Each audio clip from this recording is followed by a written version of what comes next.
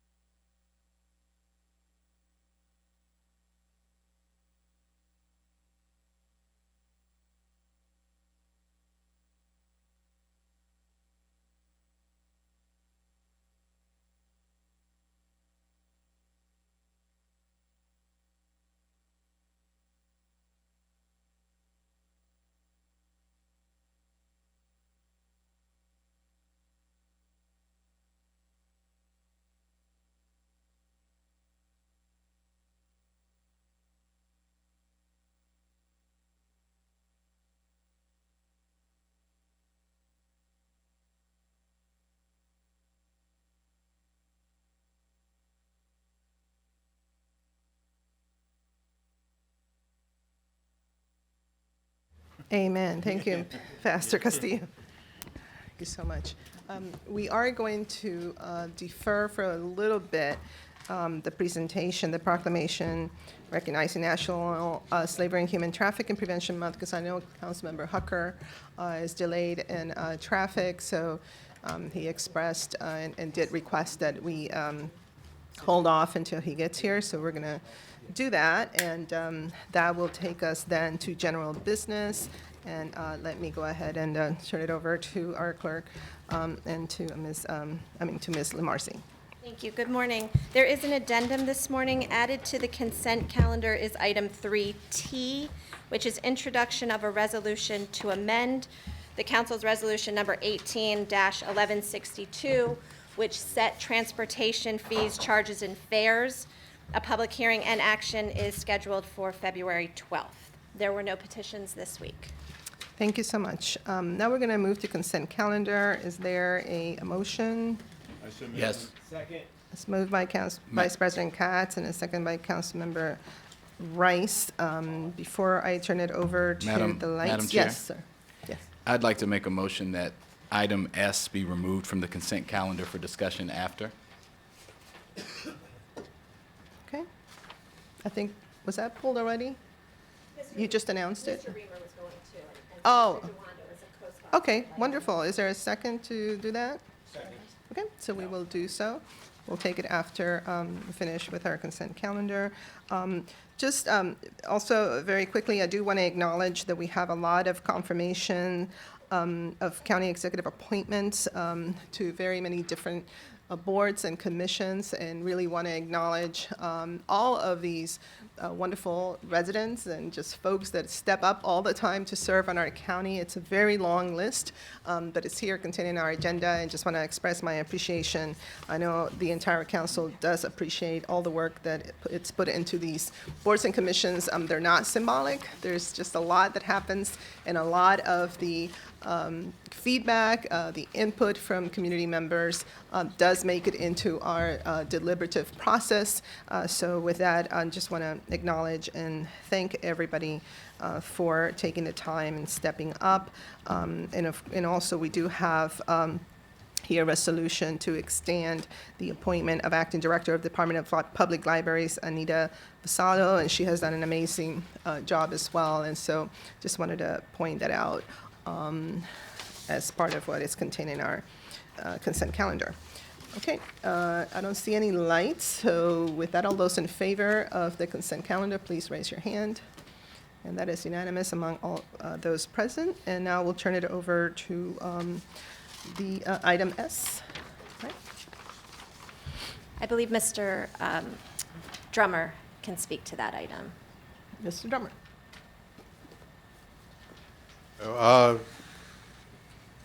I made some technical changes that don't change the substance in this resolution to conform to prior resolutions and put it in the proper form. You can see in the packet on page 2 is a version showing the changes made I with have it on. double brackets and double underlining. Simply stating the exact number of public members, that they'll be appointed by the executive after consulting with the Office of Human Rights, subject to confirmation by the council, specifying that there be 8 ex officio members, and requiring that they report annually each December, and then changing wills to musts. But it doesn't change the substance. It simply puts it in the format that we're used to. And then you can see the clean version is shown on right after that. The pages aren't numbered in my packet, but right after that show the way it would be if you accept the changes that I proposed in the original resolution. Okay, I see 2 lights. Councilmember Joando. Thank you, Councilmember Navarro, Madam President. I would like to offer a friendly amendment to this resolution to include Montgomery history as an ex officio member of the commission. Founded in 1944, Montgomery History's mission is to collect and preserve and to interpret the history of all Montgomery County residents. I've consulted with Councilmember Reamer, who is happily to accept this amendment, and would just need a second. Second. Okay, any comments or question regarding this particular friendly amendment? Without objection, I think that we can accept that. All right, any other comments or questions?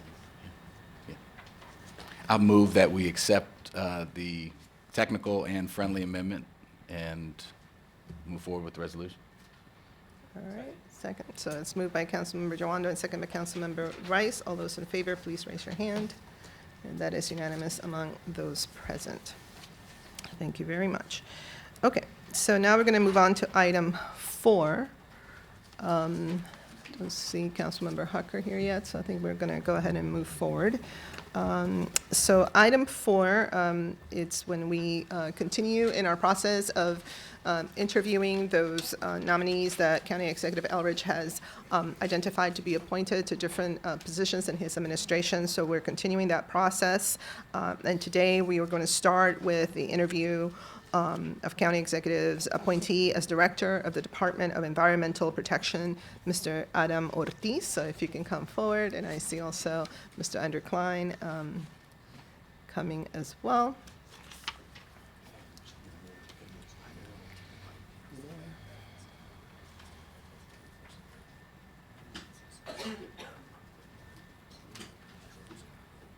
Good morning. First, let me turn over to Mr. Klein. Good morning, Madam President, members of the council. I'm Andrew Klein, Chief Administrative Officer. Just wanted to make some very brief introductory remarks. As I'm sure you all know, Adam's work in Prince George's County earned him a national reputation as a leader in environmental sustainability. And I think you'd be hard-pressed to find someone more capable of leading our efforts in the Zero Waste Initiative and our drive to zero greenhouse gas emissions by 2035, while also making sure that trash is being collected. And I'm sure you'll have questions for him about those things, but I wanted to talk about just a couple of other things that really impressed me and impressed Mark about Adam. One is his organizational management. He had an amazing record of boosting the morale of his department in Prince George's County through a number of strategies, and also his focus on data and evidence. He was one of the leaders in getting the state stat going when he was working for the Department of Labor Licensing and Regulation for the state. And then he helped to stand up and run the county stat program in Prince George's County before he moved over to the Department of Environment. So just feel very lucky to be able to nominate Adam Ortiz and present him to you for confirmation. Thank you. Thank you very much. So, Mr. Ortiz, we're going to start with some preliminary questions. These are pretty much set questions. We've also gotten some feedback from our staff, and then after that, we'll open it up to my council colleagues for any additional questions or comments. And so we'll start with number one. Tell us about your background and qualifications as they relate to your appointment. And of course, we do have your resume and your very long track record, but if this is all about our constituents are listening, so I know I may sound a little redundant, but this is our number one question for you. Please press, there's a button at the base of the microphone there. There you go. Thank you. First, I just want to express my gratitude to have this opportunity to speak with all of you. So good morning, Madam President and members of the council.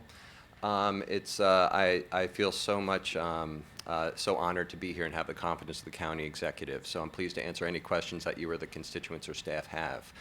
For the last 6 years, I've had the honor of serving as the director of Prince George's County Department of the Environment.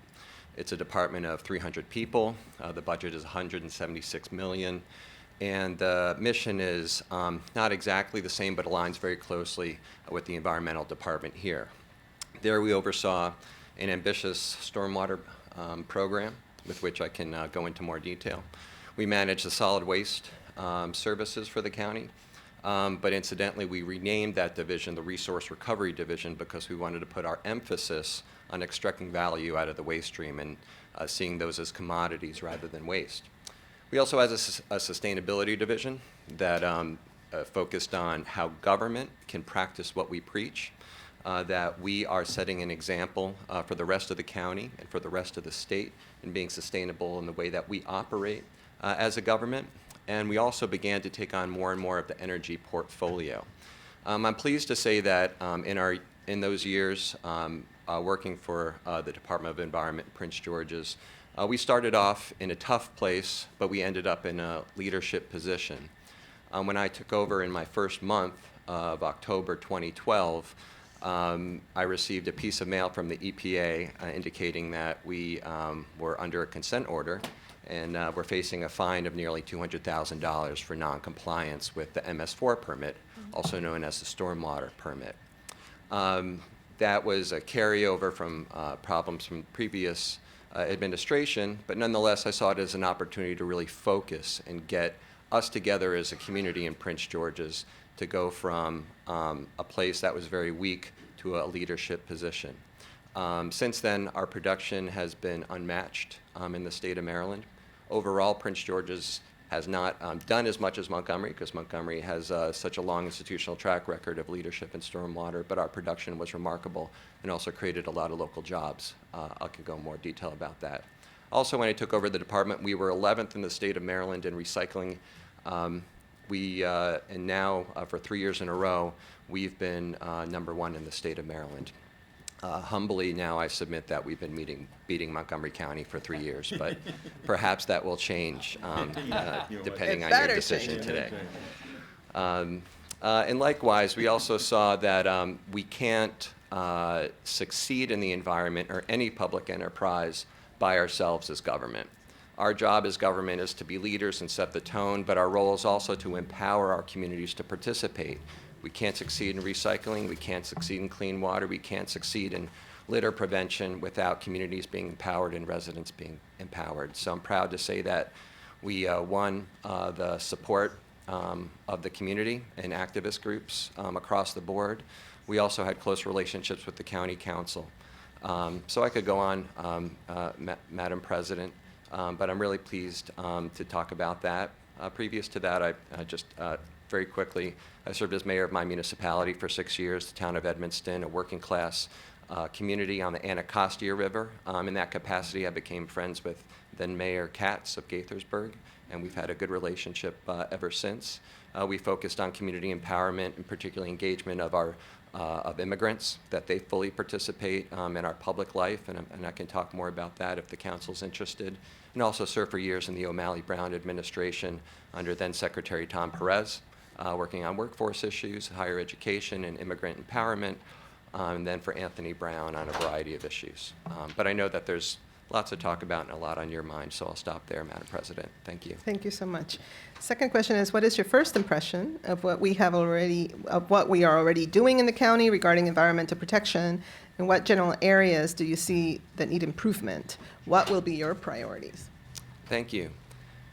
I have had the privilege of being briefed by the staff several times in recent weeks and having formal and informal conversations, but also I have a long-standing relationship with folks in the department going back more than a decade. So as I've spent more time in the department, I've seen a lot of familiar faces and familiar with the work. Also, I've known and have worked closely with all the directors going back to Jim Caldwell, which is from County Executive Duncan. So I'm very familiar with the department and feel very at home already. My impressions are very positive. There's so much to be proud of in the department. There's committed staff.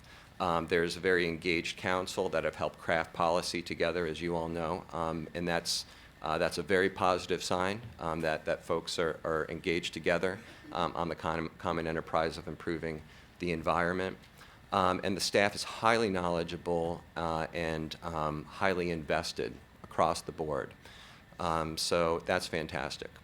Montgomery's also had a leadership position in recycling. The dual stream system has proven to be the right system. For those of you who are geeky about different recycling systems under the current global economic climate, actually that's been shown a lot of forethought.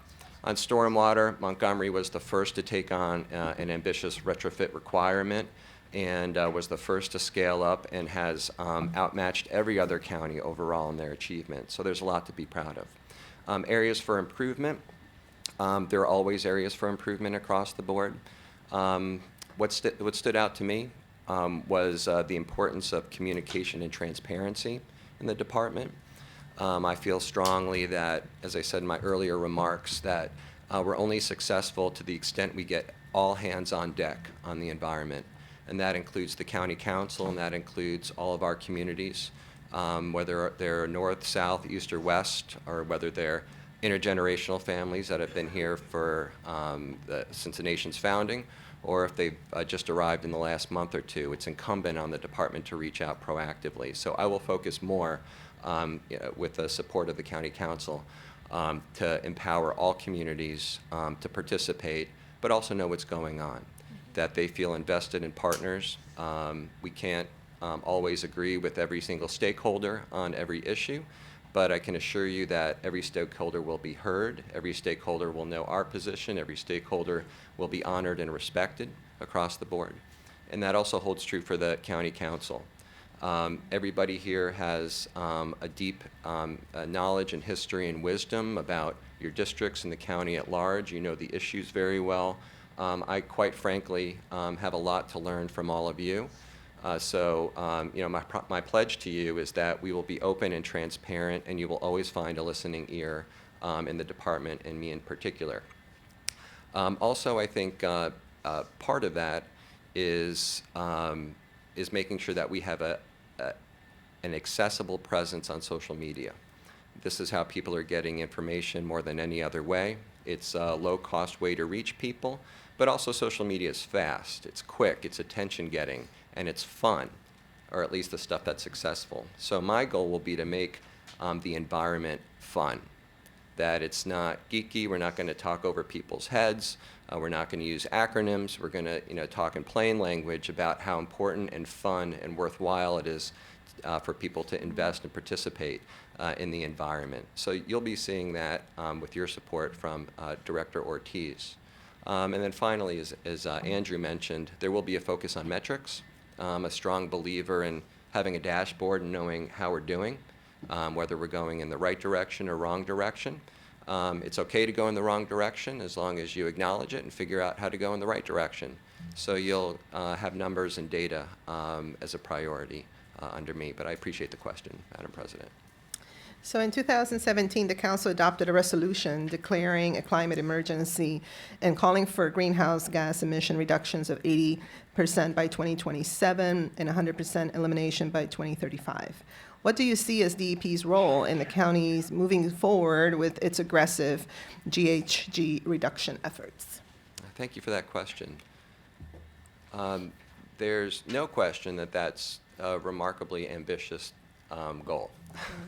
But I, for one, welcome remarkably ambitious goals because I think we are in a state of emergency. I think that the status quo is unacceptable. And I think if we're going to approach that goal, we have to take some big strides. We have to take some risks. I, for one, and in my career, have not been afraid of risks because I think there's more risk to not doing anything than there is risk to doing something new. To get there, the two big contributors to greenhouse gas emissions are buildings and transportation. So those will be the primary focus. There's a series of strategies, and I know the staff is working on a report to the County Council. I know there's been communication with Councilman Hucker and the committee. So I don't want to get too far ahead. And also, just being fully transparent myself, I haven't been on the job yet, so I want to get my feet wet a little more and get more of the knowledge that the staff has. But those two sectors are critical. We have big steps that have already been taken, and my hat is off to the council for the benchmarking legislation for buildings over 50,000 square feet. That's a really important step. Per my earlier point about metrics, if we don't know where we are, we don't know how to get to where we want to go. So I think we can build on that and grow from there. I think there are tools already in the toolbox. The PACE program is a program that can help provide low-interest financing for retrofits. The establishment of the Green Bank here in Montgomery County is extremely progressive and has a lot of promise. I'm really excited about that. I also have met in my previous role with the Chamber of Commerce. I'm really impressed with how the Chamber has fully stepped up and has expressed interest in being a partner as well. So I think that's important. On the transportation side, transit-oriented development, of course, is important. The county executive has been clear his opposition to the governor's expansion of 270 and 495. We support that. And I think also other things should be a continual focus, including multimodal transportation, teleworking. It's important that our commutes are shorter, but no commute has better impact on the environment than a short commute. But I welcome that conversation more, and I look forward to getting my feet wet a little more in this area. Thank you. DEP is currently engaged in a major master planning effort aiming for zero waste, a vision for sustainable materials management in Montgomery County to strategically evaluate the county's solid waste programs and facilities. Please describe your experience with solid waste management programs and what big picture goals and specific strategies you would like to see examined as part of Montgomery County's master planning process. Thank you for that question. It's weird to say that the waste stream is near and dear to my heart, but it's true. It's an area that I've found fascinating and something I've had a lot of experience in my 6 years in Prince George's overseeing all those efforts for my home county. Based on studies that have been conducted with the current waste stream here in Montgomery, there's two areas that I see that can really help us make remarkable gains. The first is food scraps that are being thrown in the trash and going to the incinerator. Those food scraps are organic material. That material can be mixed with the yard waste that the county already collects and makes leaf grow to make a higher grade compost product and can be sold for profit. That's what we did in Prince George's County. We have a product called Leaf Grow Gold. It's similar to the Leaf Grow product you have, but it has a little more nitrogen, but because by adding the food, it's a richer nutrient mix in the final product. It's something that we're able to sell at a higher price because it's a premium product, and we're diverting more and more of the waste stream in Prince George's. I think that we can do that here in Montgomery County. Studies show that up to 30% of the waste stream is organic material like that. That's a big dent in getting to zero waste. To get there, though, there's a few barriers, a few challenges, which I welcome. One is the facility to process the material. It will require an expansion and a technological upgrade of the existing facility or a new facility to be able to do that, and I can go into more detail if council is interested. The other is residential participation. We have to get as much material as possible. So things that we would explore is curbside composting, and I know that several municipalities already do. Tacoma Park, Chevy Chase, others already do, but look at making that more widely available. But also looking at our partners in the commercial sector. So restaurants, grocery stores, distributors, those are all big sources of organic material. So that, I think, is really important. The other is residential participation in recycling. Based on my conversations with staff, who are really fired up about zero waste, there are communities that have high participation in recycling, and there are communities that have lower participation in recycling. I think it's the responsibility of the government to find those areas and proactively reach out and engage those residents. I can talk in more detail about that. I have some ideas. But I think it ties into our common interest in really empowering our new Americans and our immigrants here. Studies show that folks who are coming here from other countries aren't quite used to the social, political, and cultural norms here, and we need to spend more time educating them and engaging them and bringing them into the fold. So those are just some of the strategies that come to mind right away, but I look forward to continuing the conversation. Thank you. To expand on your last comment, I mean, you did make already some comments regarding, the use of social media, which I think it's really very important. But specifically, as Montgomery County is home to over 30% of foreign-born folks, can you share some specific strategies that you have employed and you think would work here to engage our immigrant community in attaining some of the goals that you just alluded to? Yeah, thank you. That's an important question, and I'm acutely aware of the changing demographic profile of Montgomery County and the metro region, and I think it's just a tremendous opportunity, and I think it's exciting. There's a few strategies that come to mind. I think there needs to be a dedicated effort in the department to proactively reach out to the community. I believe strongly in having bilingual staff in the right places. I think there's no substitute for that. So that's one thing I would look at. The use of social media is important, but also having vital documents. For those of you who study, are familiar with this, having vital documents and other key educational materials available bilingually is important, and I know that a lot of that already exists. I believe also that despite best efforts, government cannot have the level of wisdom and familiarity with a given community as community-based stakeholders do. So building relationships with the community associations, small businesses, and nonprofit organizations that are based in those areas is really important. Finding ways to partner and empower together is absolutely critical. And then finally, to my initial comment, at the director and leadership level, I think it's really important for us to have an open channel of communication with community leaders, so we're getting feedback directly about what's working and what's not working. It will be a work in progress. It will be iterative. We'll try some stuff. We'll try some other stuff, to make sure that we're getting closer and closer. But I also really look forward to engaging with you, Madam President, and other members of the committee on any other strategies or any other things that you think we can do better in this regard. Thank you. Okay, are there any potential conflicts of interest of which we should be aware? No, ma'am. Okay, great. So we're going to open it up to questions from my colleagues. Councilmember Rice.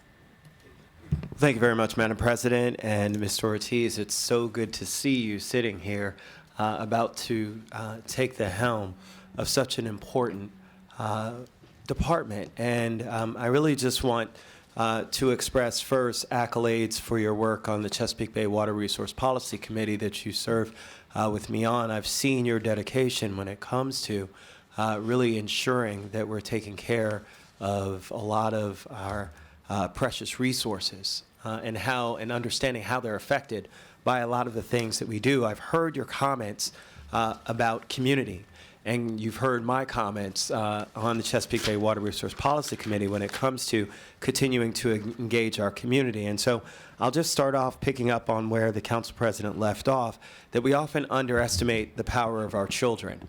And our children have the power to make their parents stop smoking, to make their parents buckle their seatbelts, and also to make their parents recycle.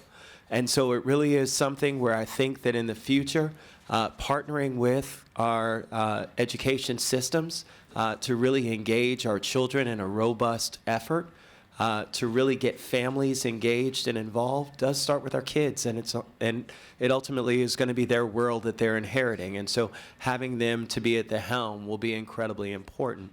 I did want to highlight two things that are incredibly important to me, and you kind of touched on them, but I would like to hear you talk a little bit more about them. One is our resource recovery facility out in Dickerson. That both Councilmember Friedson and I share that district, and certainly some of the challenges that we've experienced there, and certainly want to see that facility be taken to the next level. And then also our recycling facility, while it's not in my district and is in Councilmember Katz's district, I remember touring that facility when I first got onto the council and had heard folks concerned about the capacity and what they were able to do and the limits that they had there. And so I'm promised to hear about your thoughts about, possibly either changing, revamping that facility or expanding to another one. I know there have been people in our private sector that have tried to engage our department in looking at ways in which they can work together with our Department of Environmental Protection on expanding and doing a new facility. I think something like that is warranted. And so certainly if you have any thoughts right now, I'd certainly love to hear those, a little bit more about those two facilities, but then also about, and certainly if not, look forward to talking with you about it in the future. So I'll turn it over to you to see if you have any comments on that. Thank you very much, Councilman Wright. And I also want to express my appreciation of being across the room from you. We've worked together for a long time, and I also appreciate your energy and partnership tremendously. I love your point about schools and children, and I regret that I didn't include that in my remarks because I agree wholeheartedly. And I think that a child in a household is going to have more influence over that adult than anybody in this government, quite frankly, with all due respect, will have. So I agree with that, and I look forward to getting your ideas and strategies on how we can best empower our schools and our children. So noted, and I appreciate that tremendously. Regarding Dickerson, the county executive has clearly expressed his interest in closing the incinerator. Right now, there's an effort underway in the department, a zero waste plan with a work group, with a committee that's looking at those options. That report is expected out later in the year, and those will provide scenarios on how to achieve that and what the impacts are. So I'll engage more closely in that process, and we'll be in close communication with the members of the council on that. Regarding the recycling facility, and I'll also just say the transfer station, which I would consider a resource recovery park. It's actually that facility at Shady Grove is tremendously progressive, and it's been there a long time. It's convenient, it's easy to get to, there's a lot of materials that residents can drop off there, and the county has lots of partnerships for finding value in other markets for that material. So I see it as an enterprise-wide issue that I think we need to take a look at that facility as a whole, including the recycling facility, to see how can we be more efficient, how can we use new technologies, and I can geek out on you on if you want that level of abuse of some of the technologies that are possible and some of the economic models that are possible But I do think we need a fresh look. The county has grown tremendously since that facility was built. The residential recycling and commercial recycling have increased significantly over that time, so it only stands to reason that our facility should also grow and be updated. So thank you, great questions. Thank you. Okay, Councilmember Friedson. Thank you, Council President.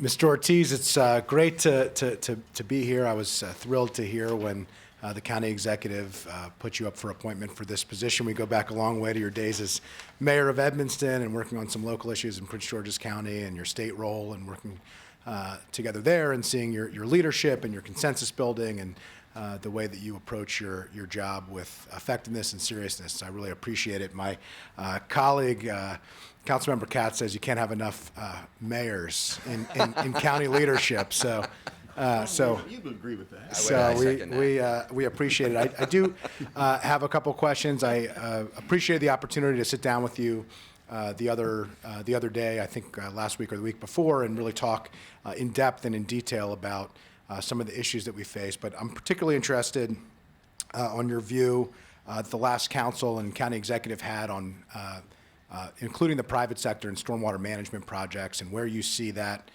process going from where we are today, based on some of your experience in Prince George's County and what you foresee with the future of stormwater management, which has been an area of leadership for Montgomery County for a long time and is something obviously incredibly important to our environmental goals.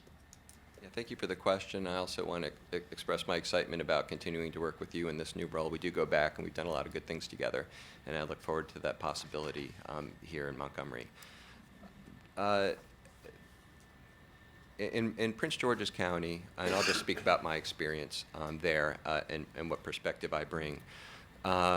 We were way behind. So we did a very massive public-private partnership, or at least relatively massive, a $100 million public-private partnership that focused on not just delivering projects and that restored our local waters, but also provided economic opportunity for small and minority business. It was very successful, and we were able to bring costs down because we were able to aggregate and have a common manager managing, which ended up being about 30 different contracts. We found that to be a superior way to do a large portfolio than the government doing itself, just because we can't command those types of efficiencies. I know that the previous council and executive, that was the intention of the effort that went into the RFP that is out now. I'm aware of the pros and cons, and I'm aware of the debate about it. I will say parenthetically that just the fact that there was such a vibrant debate about it that got the county executive to veto something, that's remarkable that stormwater is getting that much attention. Overall, that's a good trend, with all due respect to the headaches that some of you may have had during that process. So I think overall, I think that that says something good. I've been briefed on the proposal. The county executive has expressed some concern about it, and I've been charged to take a clear look at it to see if it's really going to achieve the objectives that the county needs. From my perspective, and one thing you'll hear from me, you'll never hear me overpromise. You'll never hear me go out ahead of something that I can't back up and have confidence saying. So at this time, I don't have an opinion or a recommendation for the CAO and county executive on that RFP. I need to dig in a little bit more. But some of the guiding principles that I'm going to use is it going to provide the efficiencies that the county needs? I'm also mindful that, although I'm proud of my experience in Prince George's and confident in my abilities, there's no such, it would be inappropriate to cut and paste, my experience or my assumptions there in Montgomery County. It's a different context. So I need to understand a little bit more exactly what the portfolio is ahead of the county. Also, we're waiting to hear from Maryland Department of the Environment on what the next phase permit is requiring us to do. So I'm going to need a little more guidance, or at least a better sense of where that's going in my evaluation. Also, parenthetically, and I know this came up at our meeting, and I'm sure it's come up maybe with all of you, is just the manner in which projects are done.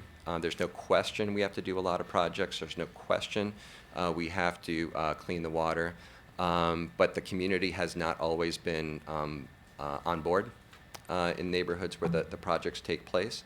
So, so that's something that you will see, regardless of what happens with this RFP, is greater buy-in and engagement with the community. And Councilman Glass, thank you for turning me on to that term of art, pits of death, in regard to some of those facilities. But that's something that I'm also going to look to in evaluating this, that we will have community buy-in. I appreciate that. What I'm particularly interested in as this conversation continues is the projects that were in the pipeline that had significant community buy-in. In District 1, we have 2, the Old Farm Creek and Lux Manor Grosvenor tributary, and not only they're critically important for the stormwater management of the community, but I fear that we, by suspending them and continuing them and not moving forward, we risk losing stakeholder support. So I hope as we move forward with this process, however the details turn out, that the projects that had been started and work had been done and investments had been made and community stakeholder input has been weighed, and I hope that we ensure that we move forward with that. I did have one other question about composting, which we've talked a lot about. My district with Councilmember Rice, with the Up County, I think there's a tremendous opportunity. You spoke about the organic food material and the gold and value, and I appreciate, I think the line you used was commodities rather than waste, and I view it as a problem to solve, not a problem to solve necessarily, but an opportunity to seize. And I appreciate you coming forward with that and your vision and thoughts of that. I'm particularly interested in what you see as the opportunities for our agricultural community, the potential partnerships that we can have with horse manure, particularly, but also broadly with our agricultural community to bring them in so that this isn't just a residential opportunity, but also an opportunity for our farmers who could use more ways to make money and be able to have sustainable livelihoods economically and environmentally. Thank you. So in regard to your first point, yeah, and I regret I didn't mention it in my remarks, but I have those 2 projects and staff has them now and is reviewing them. That's part of my calculus, is the continued suspension of projects that people have already invested time and energy and interest in. So so that is very, very present on my mind, and you have my assurance that that's part of my my thought process. So that's not lost on me at all. I think on every environmental issue, we need all hands on deck. The agricultural sector is a tremendous asset, and that goes back more than 400 years in our region and in this county. I think that we're always looking for good material. The agricultural sector, of course, produces, their job is to produce organic material, no question. My experience with the agricultural sector in Prince George's is that many of them take that material and reuse it on site. A lot of them are the original environmentalists that are using that material. However, I think we need engagement and dialogue for their participation, however it may be. Also, there may be communities, and I've heard this before, that want to do their own community composting, that don't want something going to an industrial facility. They want it takes a material from their area, compost it, and have it go back into their area, just in the interest of generating microeconomy and microeconomic benefit. So I see, like your question, being consistent with that. So long answer short, very open to working with the agricultural community. There's a lot of history and a lot of wisdom there, and I look forward to partnering them and with you and figuring it out. Appreciate that. I hope that'll be a focus. And I think one of the ways to strengthen your team is to go out and recruit one of the other team's best players. And I feel like we're doing that here and look forward to supporting you. So thank you. Thank you, Councilman. Just want to do a really quick time check, and all my colleagues have a lot of interest, obviously, in this particular appointment. And, I did request in advance just to idea of how far we were going to go, so I'm going to limit it to one question per council member because I want to be respectful of the next nominee as well as some of the other items on our agenda, given that we're also working against what may happen with the weather and may have to make some accommodations. So with that, Council Vice President Katz. Thank you very much. And in fact, I don't even actually have a question. I'm going to be very quick. Obviously, Adam and I have known each other for many, many years. I've worked with you as a mayor, and I've worked with you in the Maryland Municipal League. We've worked together, and candidly, I'm proud to know you. I'm proud that Montgomery County, that you're going to be working for Montgomery County. I think it should be noted, and your answers obviously prove that you're knowledgeable in the topic, that you carefully consider what you're saying, and that you know the tasks ahead of you. And I appreciate the answers on recycling and the trash transfer.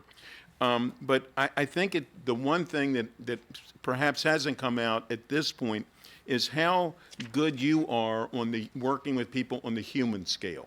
And that's exactly when Council Member Glass was talking about the pits of what was it? Pits of death. I always called them the pits. I always call them the pits of hell, and I always get corrected for that. So pits of death, as nasty as that is, pits of hell is worse, I guess. I don't think I uttered those words. Yeah, all right, okay. All right, I'm not blaming you exactly. But anyhow, when we went through that entire discussion, it was to the neighborhood there, especially the neighborhood I think that came up with the term, it was extremely obviously important to them, but they felt that Montgomery County was not listening to them, and of course they were, but we had to work together, and it got accomplished. So I look forward to voting for you. Thank you, Adam. Thank you. Thank you, Council Vice President. Councilmember Albornoz.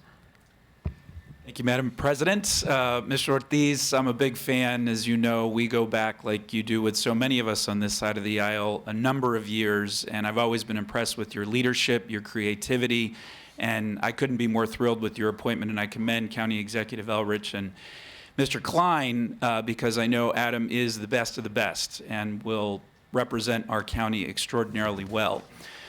To fully address our environmental challenges and opportunities in the county will take the development of a broad coalition. It needs to be within our region, not just specific to Montgomery County, but an important player will be our private sector, and in particular our development and business community. How do you plan on engaging that community, and what strategies will you use to build the broad coalition that will be necessary to get Montgomery County forward? Yeah, thank you, Councilman. I also want to express my appreciation of working with you in this new capacity. I'm also a big fan, and we're going to do great things, no question. With every challenge we have, my approach is to start in the same place, and that is to listen. I think it's the most important skill we can have in public service, is to start by listening and understanding where people are coming from and finding a way to meet and go forward together. That's the strategy I'm going to use with the private sector. I'm already, having worked in this space and as a neighbor for a long time, I'm glad to say, even though I'm a very progressive environmentalist, I've always enjoyed a close relationship with the business community and the private sector, not just the contracting community, but the business community. And here in Montgomery, I already have a great relationship with the Chamber of Commerce. I've met with them many times on green business certifications and other issues like that. And also, I think you may be in the possession of a letter of support from AOBA, which is a blue chip business group for sure. And my work with them goes back a long time. I can go on, but I'm also mindful of your concern about the time, Madam President. But yes, I will be present, will engage, and find a way to make sure that we're all on the same team, Councilman. Thank you. Thank you. Councilmember Glass. Thank you, Madam President. Thank you, Mr. Ortiz. It's been a pleasure getting to know you and speaking with you in depth about some of these issues and being mindful of the time. You referenced before the previous debates about stormwater, and I think it's interesting that stormwater is no longer a backwater issue.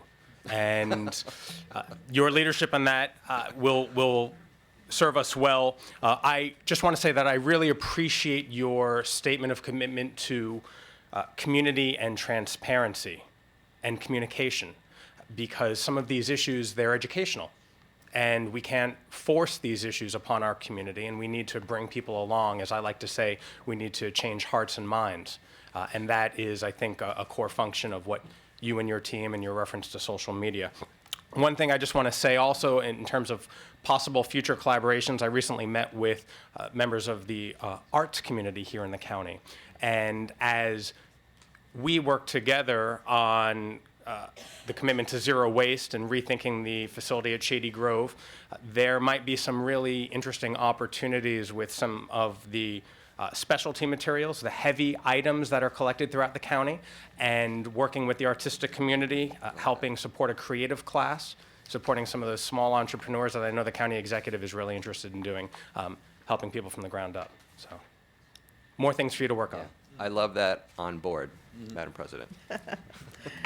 Councilmember Jawando. Thank you, Madam President. Mr. Ortiz, good to meet you. I know we had played a little phone tag, so I look forward to connecting with you shortly after. But I have done my homework, as I do with all of our nominees. I've spoken to several people who know you, which is good because it's all been positive, including my colleagues. And one thing I wanted to point out, and I'm going to ask you just one question, but your social justice bona fides are something that really stuck out to me. You know, working to abolish the death penalty, working on criminal justice, juvenile justice issues, and that's something that's very important to me. And I think critical in the role you're about to take on, because I think I have a unique role. What I hope to contribute, like you said, it's an all hands on deck moment in making sure we preserve and protect our environment for future generations.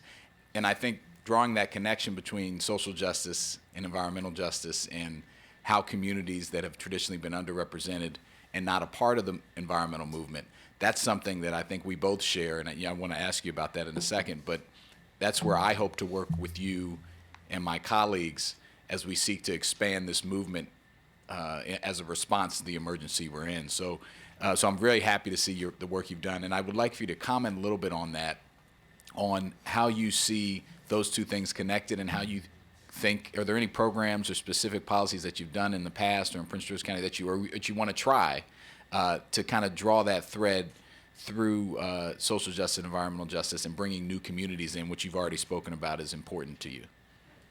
Yeah, Councilman, thank you so much for that question. And you know, early in my career, I was an activist, so I see myself still as an activist. You know, our job in public service is stewardship.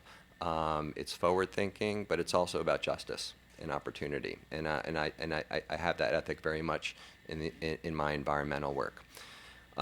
There's a few different ways to answer the question, and I'll be as concise as I can.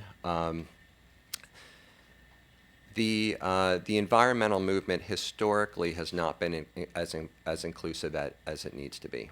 You know, I think now we know that requires special attention because that's not the way we want to be, and that's not the way that we're going to solve any of the issues that we have. I believe very closely in listening and engagement, and you know, per the question from President earlier, to have a listening ear to communities that have historically been marginalized and have a real relationship is important. And I welcome feedback from you on who those stakeholders may be. And to have their participation. In Prince George's, this was a huge issue. The county is, as you all know, majority minority, big focus on wealth building among traditionally marginalized communities. So the form that took for me was structuring our contracts that not only did we have ambitious goals for small and minority business participation, but that we also had mentorship and coaching programs for those businesses to be able to not only succeed in executing contracts and work, but also growing and being able to compete regionally and up and down the East Coast. And I can talk in more detail about that. Something that's really important to me, and I'll stop here, but we'll talk more about this issue later, is the changing climate. We're in a state of climate emergency, and as we all know, folks with less means, folks on the margins, suffer the most during climate emergencies. Puerto Rico, New Orleans, and as mayor of Edmonston, this hit home. Our town flooded 3 years in a row. 3 years in a row because of stormwater runoff. That's part of the reason I'm at this table now and why I'm not in the social justice field, because we had to respond to that. The history of Edmonston was that it was founded by former slaves from the Riverdale plantation, or the Calvert family, one of the founders of the state of Maryland. So historically, that had been a minority community that had fought like heck to achieve the American dream, just as it does today. That land was cheaper because it's in a floodplain, because it's on the Anacostia River, because that's the only place people could set their foot in this country. But we have a responsibility that no matter where you live, no matter what your tax return says, that you get environmental protection, that you have a high quality of life, and that you have the full support of your local government. So that's my commitment. But I really look forward to that conversation, and I really appreciate you noticing that part that's now way, toward the bottom of the resume these days, but I appreciate that. It never leaves, and I'm sure if you did your 10-year challenge, the picture would be similar, because you look like you're in shape. And last thing I'll say, and I know we just one question, really appreciate that, and I like how you naturally went into the economic benefits, because I think those two things are connected, particularly for underrepresented communities, showing that there can be economic benefit both in the terms of green jobs, but also in saving money on utilities. Everything, that whole spectrum, is key to bringing those communities in. But so I appreciate that you naturally went there. So thank you very much. I look forward to supporting you. Thank you. Appreciate that. Thank you. And now with the chair of our Transportation and Environment Committee, Councilmember Hooker. Thank you, Madam President. Thank you, Adam and Mr. Klein. Congratulations to you and the county executive on a great choice. I think everything's been said, and Adam, I really appreciate the conversations we were able to have before the holidays and I guess even shortly after the election and more recently as well. I did want to ask, I was a little troubled. I was glad to see so much activist history on your resume, but I was a little troubled by one thing, and I wonder if you could help us understand how much you learned as a surf rescue technician in Ocean City in '93. And if you are confirmed, are there any embarrassing stories or photos that we will find out about later? Let me just answer, yes, there's embarrassing.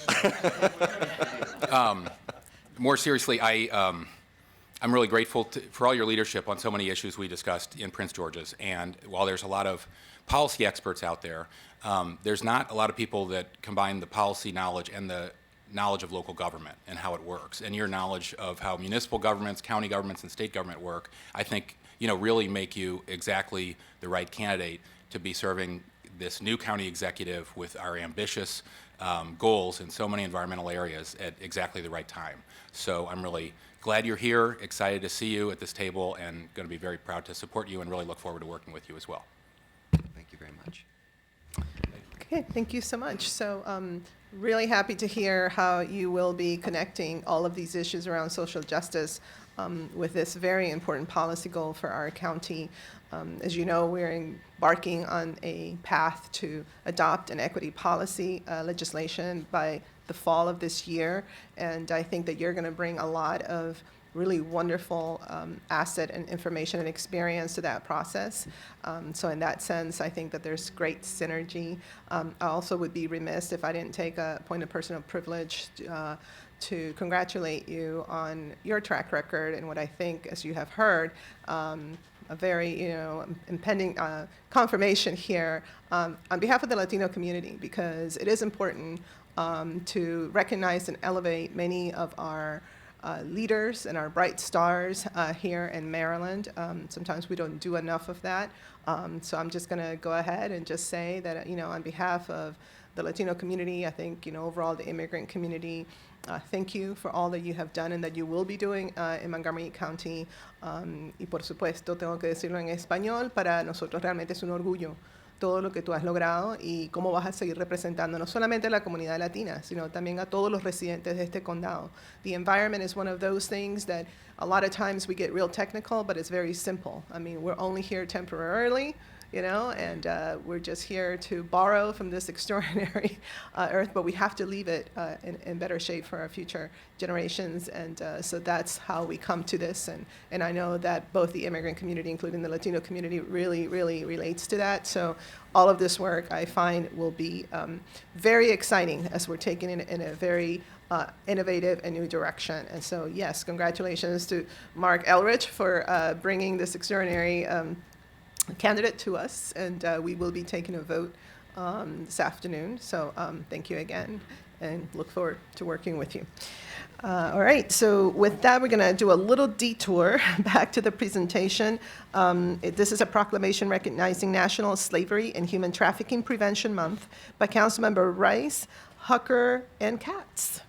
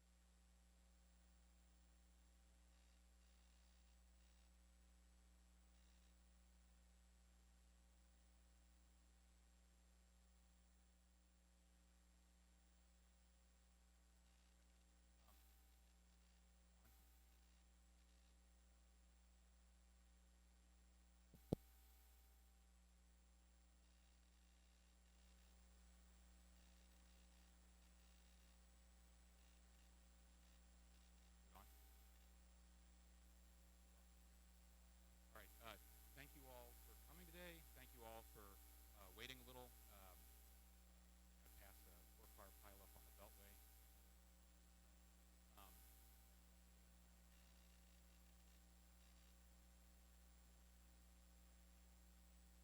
Um, as the council president said, January is Human Trafficking Prevention.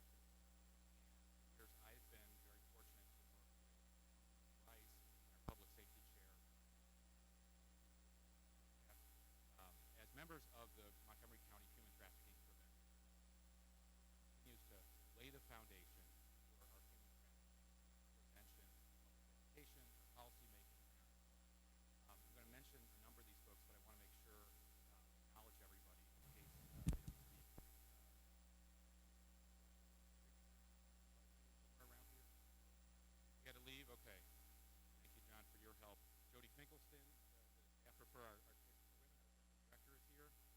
Jessica Vold, the clinical nurse manager of the Forensic Medical Unit of Adventist Healthcare, Shady Grove Medical Center, will be speaking in a minute, and Dr. Patsy McNeil, who's the chief medical officer at Adventist Healthcare, Shady Grove Medical Center. Aaron Andrews, I'm going to call up in a minute.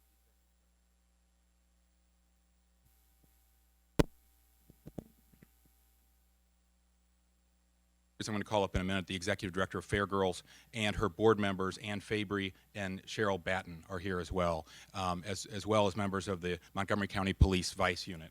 So, as I mentioned, January is Human Trafficking Prevention Month. And as we do with so many complicated and fast-changing policy challenges, we really take a multifaceted approach to prevention and enforcement of human trafficking. That includes public education, includes research, includes policy making, and includes enforcement. And that's really the only effective way to tackle such an insidious and rapidly changing and growing criminal enterprise like human trafficking. Rather than describing the details of the work myself, I want to invite up Aaron Andrews, the executive director of Fair Girls. Fair Girls works regionally with our local victims in this area, and I want to call up Aaron to give you a quick case study. Much taller than me. Thank you, Councilmember Hecker. I chose this particular client case study to share today because it highlights some of the struggles we still do have in Montgomery County. And as I know the council is very interested in finding those, yeah, thanks. It's a lifelong problem. Target areas of problems that the Vice Unit's working with the Prevention Committee on. I wanted to highlight that in this case, recent case study of a client that came to us in the last few months from Montgomery County. Noelle, and again, I'm using a euphemism for her real name, is a 24-year-old survivor of sex trafficking who was trafficked at the age of 17 right out of the foster care system in New York City. She was brought to Maryland and Washington, D.C. As a child, she had experienced tremendous instability and trauma as her mother was trafficked by her father, and she watched firsthand the exploitation and abuse. She thought she was smarter than that. She thought she would escape that life for herself, and she fell in love with a man who told her that he would take care of her, and then he brought her to D.C. and Maryland and sold her. Her trafficker posted ads on the internet and forced her to meet with the men that he sold her to in the local hotels right here in Montgomery County, including a problematic hotel we are all aware of, the Silver Springs Days Inn, and others. The prosecutor investigating her trafficker in New York City is actually the person who referred Noelle to Fair Girls, which is great. It means that our community is working together across state lines along the I-95 corridor to work together. When she first came to Fair Girls, she reported to her case manager that she was exhausted, that her whole body ached from the abuse that she had suffered, and that she hadn't slept in days because her trafficker would make her get up at midnight every night, service all of the clients that had hired to buy her for that night, and often wasn't allowed to sleep until she was done, sometimes for days. Fair Girls provided her with crisis intervention, counseling, and intensive case management. We worked with her closely to obtain the identification documents that her trafficker had stolen from her to exert power and control. She is now stabilized. She is in semi-permanent housing. She is working with the authorities in various jurisdictions to hold her trafficker accountable, which is a very challenging thing to do for a survivor this close to their trafficking situation. She's accessing, most importantly, she's accessing mental health treatment that she desperately needs to process the trauma that she has suffered. And now she's starting to talk about the future. She started talking about how she dreams to being a nutritionist. She's actually an amazing cook. When she was in the Vietnam, she cooked for all of the clients there. And she has started to begin to dream for a life beyond her trafficking. Thank you for letting me share Noelle's story here today. I think it's exemplary of the work that has been done so well here in Montgomery County, but the work we still have left to do. Thank you. Erin, thank you. Thank you so much for that story, and for all the work that Fair Girls does. We really couldn't make any progress in this area without the important work you're doing and all our nonprofit partners. We've passed several laws in this area to address this great problem in the last few years, and I want everybody on the council and everybody watching at home to realize, having watched this commission work so effectively over the last few years, I'm confident that we're making more progress and doing more good work to address this insidious criminal enterprise than we ever have before in Montgomery County. And that's really due to a coordinated team effort that includes council staff, it includes our nonprofit partners, it includes our police vice unit, and includes the Office of State's Attorney in particular.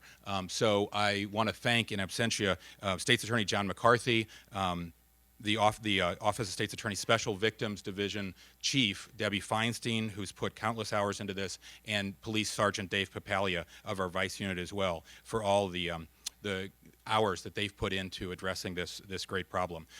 This team has produced record numbers of arrests and prosecutions of traffickers and sex buyers just in the last few years. And we remain committed to sending a very strong signal to traffickers all over the country that while we can't stop a global criminal enterprise just as Montgomery County, that we're a hostile environment for them, they should not come here, and if they do, they will be arrested and they will be prosecuted. This year, on a happy note, we want to especially recognize a big partner in our fight against human trafficking on the victim services side, and that's Adventist Healthcare Shady Grove Medical Center, and the leader of their forensic medical unit, Jessica Voles, is here as well. I want everybody to know Montgomery County, like most of our region, has a real shortage of quality housing options for victims of trafficking. And for many years, Shady Grove's Forensic Medical Unit has been very quietly helping to fill this void in our network by providing victims of trafficking days and nights of safe, secure emergency housing in available beds at the hospital. And victims often have nowhere safe to go when they first become separated from their traffickers. And our domestic violence shelters sometimes can fill that void, but often they're full, and often they don't provide the exact right services because the trauma experience is different.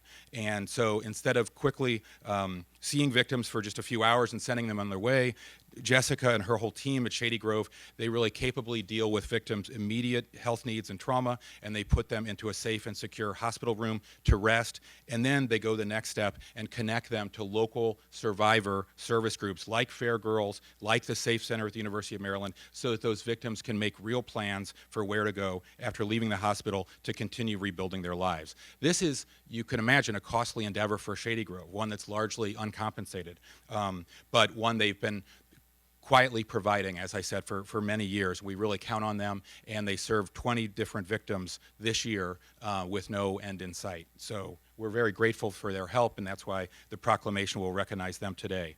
I also want to make sure to recognize my Deputy Chief of Staff, Andrea Nunez, who staffs the commission, has done fantastic work, policy making and research and support for the commission, and I'm really grateful for and I know all the commission members are really grateful for her service and leadership on this important issue as well. So it's my pleasure. Let me call up Councilmember Rice and Councilmember Katz to elaborate on this, and then we'll read the proclamation. Well, I'm just going to be very brief. I flew in from Ethiopia on Saturday night, and it's interesting because as we were visiting one of the sites in the Simeon Mountains in Ethiopia, there was a sign that was posted. And that sign that was posted talked about human trafficking and how the Ethiopian government is trying to crack down on human trafficking. And I asked one of the guides who was with us, and they told me something that resonates with the story that I just heard. Oftentimes, unfortunately, Americans, Europeans come to Ethiopia and they target young girls who look to have promise in school. And they tell their parents that they're going to bring them to the United States with the promise of enrolling them in great schools and that they'll have a great future. And they end up being the sex slave and the indentured servant of oftentimes these men. And it's very sad because these families never, ever hear from their children. And this promise of greatness and success that they had for their children is lost to servitude and slavery. And it's good to see that our State Department and the Ethiopian government are actually taking a stand and finally understanding how much of a scourge this is on our human race as a whole. This is a Montgomery County issue, but this is larger than that. This is a worldwide issue in which we are going to have to continue to work with foreign governments, to work with our State Department and our federal elected leaders to make sure that we can all stamp out this scourge of human trafficking and slavery that continues to exist right here under our noses. And it's happening all the time. The single stories that you may hear about the Days Inn and Silver Spring and those are the ones that make the paper. The ones that don't are the stories that you heard about, to where that woman who was trafficked then has a daughter with the enslaver, and then that daughter then becomes the new victim. And it continues to perpetuate. We've got to put a stop to this. And we can do it if we all work together and make sure that it continues to be a focus. And I really appreciate all the great work that every single one of you is doing to make that happen. And for my colleagues, and of course, one of my folks in my office, Rose Taylor, who serves on that commission for me and continues to fight the good fight each and every day. So thank you very much, and thank you all for your great work. Well, and thank you. You know, as being the third speaker, everything that could be said has been said, but let me just say to each of you, thank you very, very much for everything that you're doing. Government has to work together with everyone. The nonprofit community, the public safety community has to work together with everyone to stop this horrific human problem. we have created, the humans have created this problem, and we need to stop this problem by working together. We can and we will. And when people understand that if they come, and to Craig's point, it is a worldwide problem, but we can solve it when it comes to Montgomery County. I know the state's attorney was sorry that he had to leave. He was here earlier. But by all of us working together to make certain that once someone does these horrible things, that they are prosecuted and that they serve the time to the maximum that they can possibly serve, to understand that we will not put up with this horrible situation anymore. So thank you very much. I look forward to reading the proclamation. All right. Thank you, Mr. Chairman. Jessica, can you and your team come on up? Okay. How are we going to do? So, County Council of Montgomery County, Maryland. Whereas human trafficking is a form of modern-day slavery that is a serious criminal problem in Montgomery County, where traffickers use violence, threats, deception, and other manipulative tactics to force and coerce women and men to engage in commercial sex acts or to provide labor or services against their will, and Whereas there were 72 cases of human trafficking in Maryland in 2018 reported to the National Human Trafficking Hotline, and Montgomery County Police investigated 6 human trafficking cases in 2018, leading to human trafficking charges brought against 14 individuals and over 40 sex buyers facing criminal charges, and Whereas January is National Slavery and Human Trafficking Prevention Month, which formally recognizes that human trafficking consistently occurs in the United States and emphasizes the need for the public and private sectors to come together to focus on prevention, prosecution, partnerships, and support for survivors, and whereas Adventist Healthcare Shady Grove Medical Center has been a strong partner of the Montgomery County Human Trafficking Prevention Committee, Montgomery County Police, and local nonprofit organizations by providing high-quality, short-term emergency care and shelter for survivors of human trafficking through the dedicated leadership of Jessica Voles and the small, tireless forensic nursing unit. And whereas AHSMC's forensic nursing unit is the only one in the county, and it is one of the few hospitals in the region that provides this invaluable service to victims in crisis, serving approximately 20 victims of trafficking per year. Now, therefore, be it resolved, the County Council of Montgomery County, Maryland, hereby recognizes January as National Slavery and Human Trafficking Prevention Month, and be it further resolved that the County Council commends Adventist Healthcare Shady Grove Medical Center and Forensic Nursing Unit Clinical Nurse Manager Jessica Voles for their invaluable service to Montgomery County and for their outstanding service to survivors of human trafficking presented on this 29th day of January, 2019. Congratulations.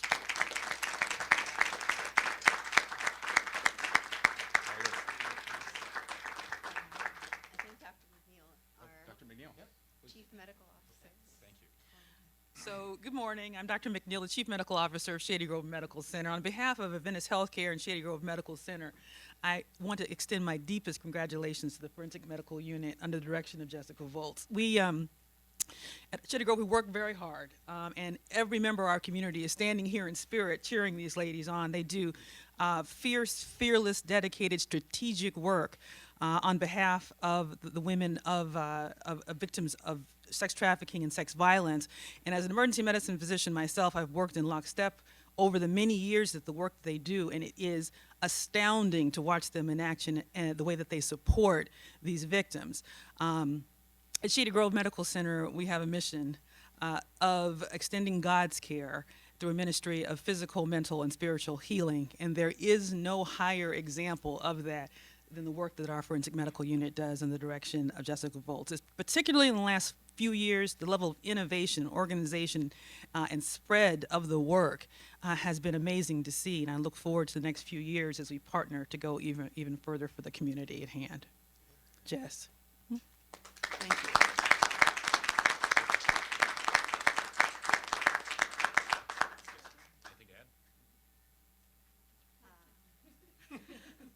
Okay. I just want to say actually thank you to Jody, who has been just wonderful in helping move victim services forward in the county for victims of trafficking.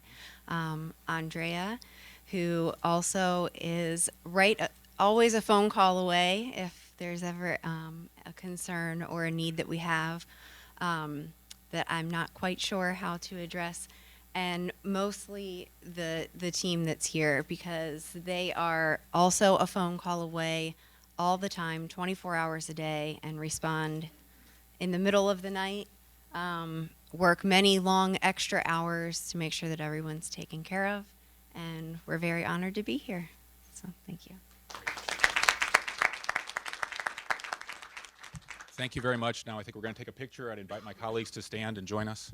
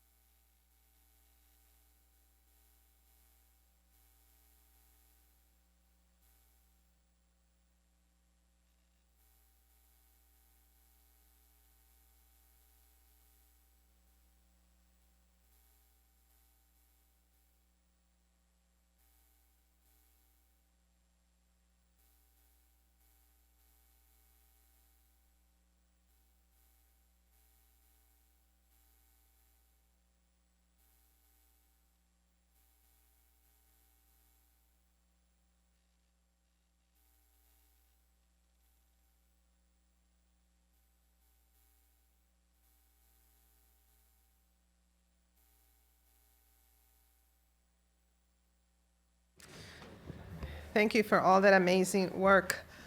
I would like to make an announcement. So we did have a public hearing scheduled for tonight at 7:30 for the Vieres Mill Corridor Master Plan. We are going to reschedule that to February 7th, 2019, same time in the evening due to the issues with the inclement weather. So I wanted to make sure that we make that announcement.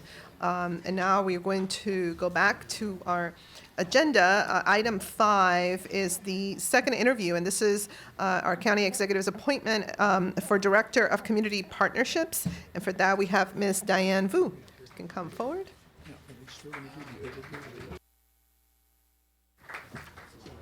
And she brought a fan base. See, that's how you know somebody does really good community partnerships, right? Sure, we hear you, Don. Mr. Andrew Klein. Thank you, Madam President. You know, it's great when you're able to promote from within.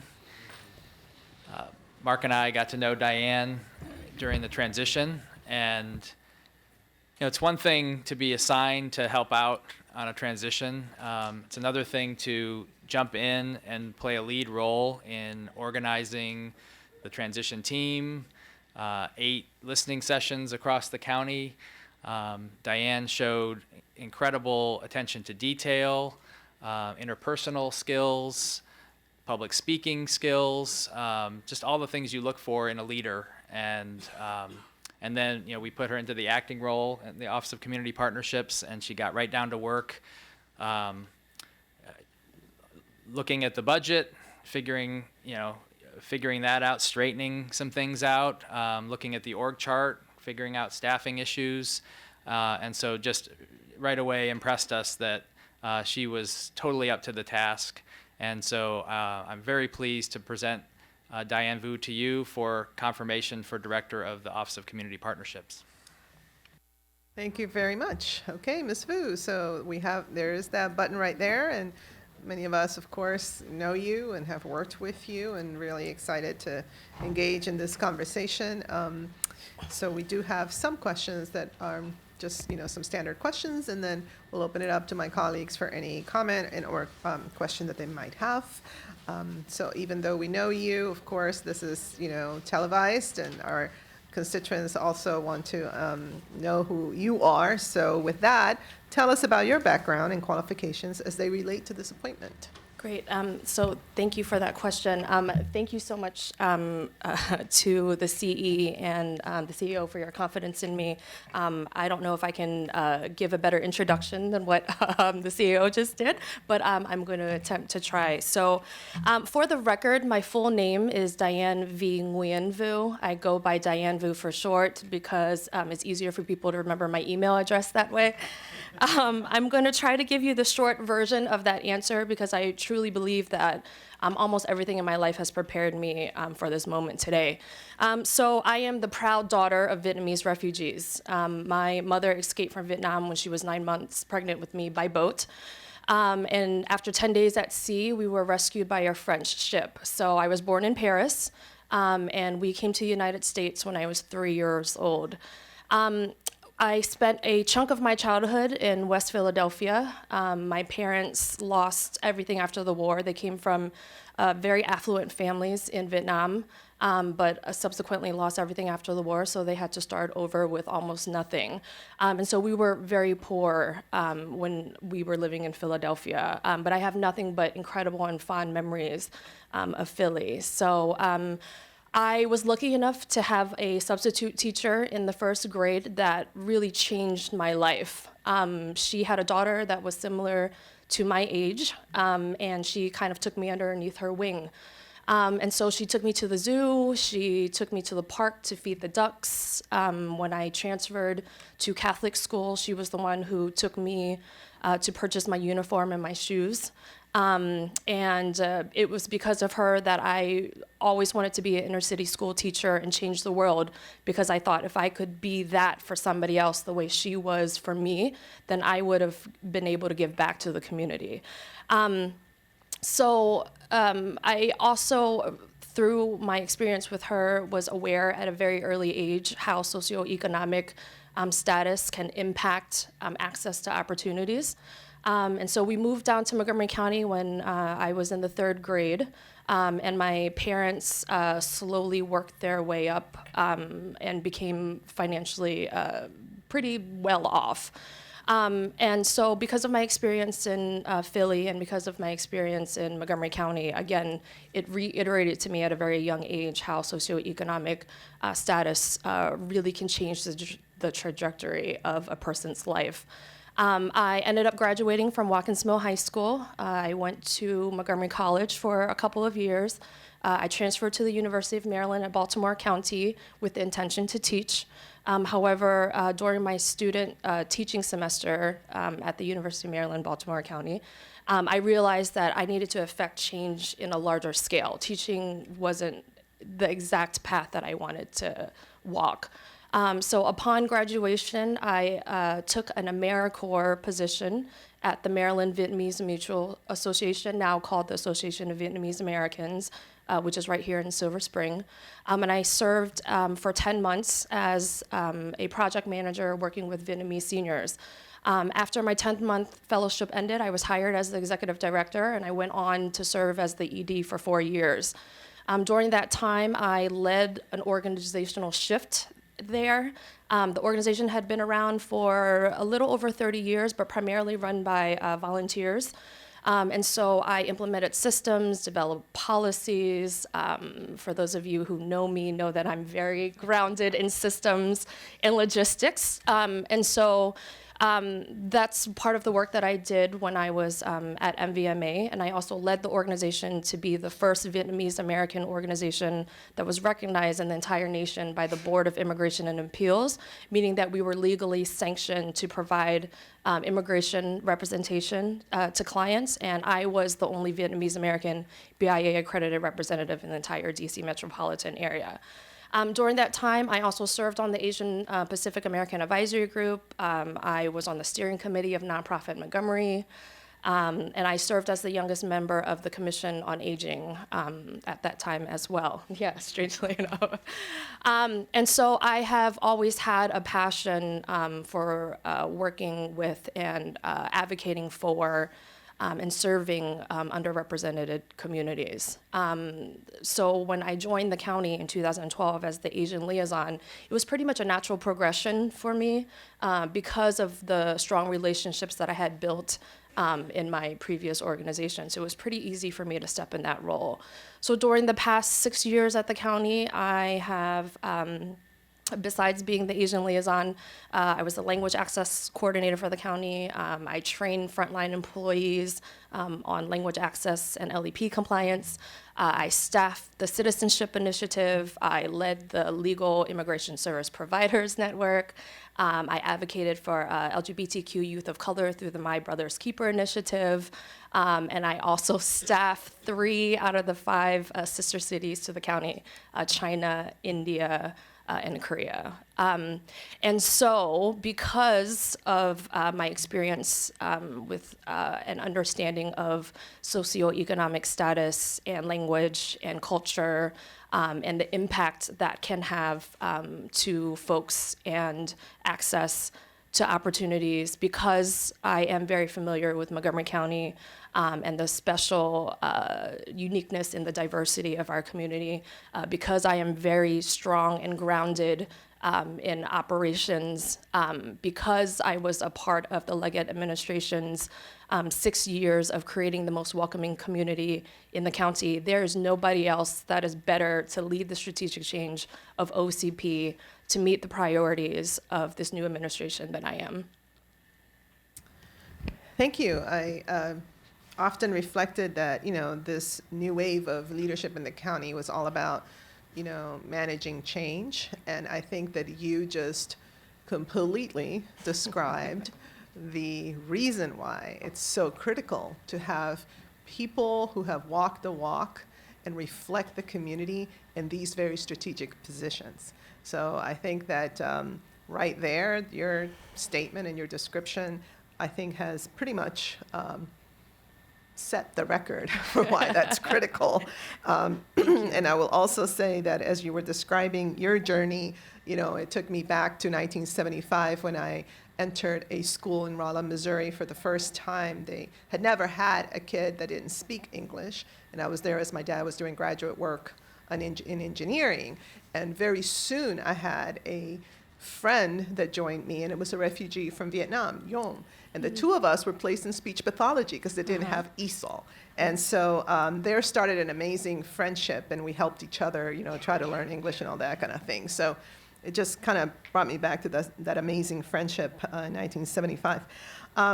Second question, so as director, what will be the key to building stronger, more informed and inclusive communities here in Montgomery County, given all of your background and what you've done so far? Where do you see this going now?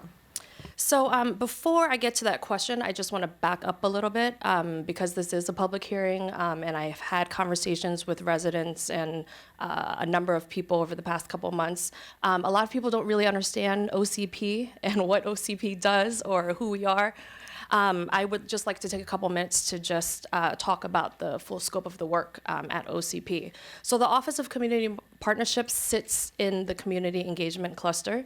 The Community Engagement Cluster, or CEC, is comprised of the Regional Service Centers, the Commission for Women, and the OCP. The OCP is the largest piece of the CEC. Under the OCP, we have 3 parts to OCP. One is the liaisons, so we have the ethnic liaisons and the interfaith liaison, which many of you and most of residents already know about. We also oversee the Gilchrist Immigrant Resource Center as well. And we also oversee the volunteer center as well. So most folks don't know that we have those 3 pieces. And even within the liaisons are community builders, but they additionally have policy pieces. So the language access work, the Children Fleeing Violence work group, the Citizenship Initiative, Sister Cities, that all falls under our office as well. So getting back to your question, really the key to building stronger and more informed and inclusive communities really lies with the liaisons. The liaisons are, like I said, they're bridge builders. They spend all of their time in the community building trust and relationships with the community. And that is critical, especially in light of this administration, because we know that many of our residents come from war-torn countries where they don't trust government. So when they come to Montgomery County, they don't interface with us as county government. They don't come to us for services. They don't speak up when there are problems in their housing, and they don't come to us for services, even though here in Montgomery County, I would like to brag that we have a pretty safe space for our residents to come to us. But without that trust and relationships in the community, residents would not come to us. So that's really the role of the liaisons, is to be the face of our county, to bring resources to our county, and to also bring the community back to the government, not just the voices, but the community itself, and to ensure that they have a seat at the table, right? So we've been lucky in that we've had very strong community organizers serve as our community liaisons, and some of them are in the audience today, and like I said, I had nothing to do with that. But moving forward, that is really going to be key to continuing the engagement and the relationships that we've built in the office. We have to have very strong community organizers who can continue to capitalize on the trust that we've built to deepen the relationships that we have and continue our outreach into the communities as well. Additionally, our advisory groups are a powerful tool that we have in our office. That continues to build the relationships. I think this is a good time to revisit the advisory groups and energize, put more energy into the advisory groups, recruit new members so that we have folks that are really representative of all of the different communities in Montgomery County. And so those are the two big pieces there. Thank you. I would just observe, you said two things. You said most folks don't know what is the task and what it is that you do. And also you talked about making sure that our very diverse community understands that they can access local government. And so I will offer that those are very important things to look at and revisit as you take the helm, because we need to make sure that our residents know what it is that our county government has to offer, but we also have to empower our communities to participate. I'm all about metrics. And, we've tried really hard on the council with very little resources to expand the reach, to see more people that reflect the community come to public hearings and participate. But you guys have a lot more resources, and so we need to marry that to begin to track the outcomes. It can't just be because we have these many advisory groups or because we have these many liaisons, and that's great, but guess what? You tend to have the same people participate over and over and over again, right? So this is the moment to kind of reflect on where we have been and how it is that we're going to empower these community members with the information so that they can start participating in earnest and really affecting policy and budgetary decisions, right? And so I know that you're somebody that can do that. Yeah. No pressure. No pressure at all. Thank you. And let me just also add that another tool that we're going to have upcoming is the Census 2020 work. And that is going to be critical for our county for resources. But also it is going to be a great tool for us to engage communities that we haven't been able to engage before. So I see a lot of opportunity there as well. Definitely. All right, so, this dovetails into this conversation. So you've been an acting director, and likely you've had some time to assess, what's been working and what needs to improve. Share with us some of those thoughts specifically about whether you think there should be some restructuring or some organizational changes that will assist with this broader engagement in relevant communities. So, as I mentioned, I've been within the office for the past 6 years. And, during that time when I was the Asian liaison, I had 3 to 5 other full-time jobs, as you heard.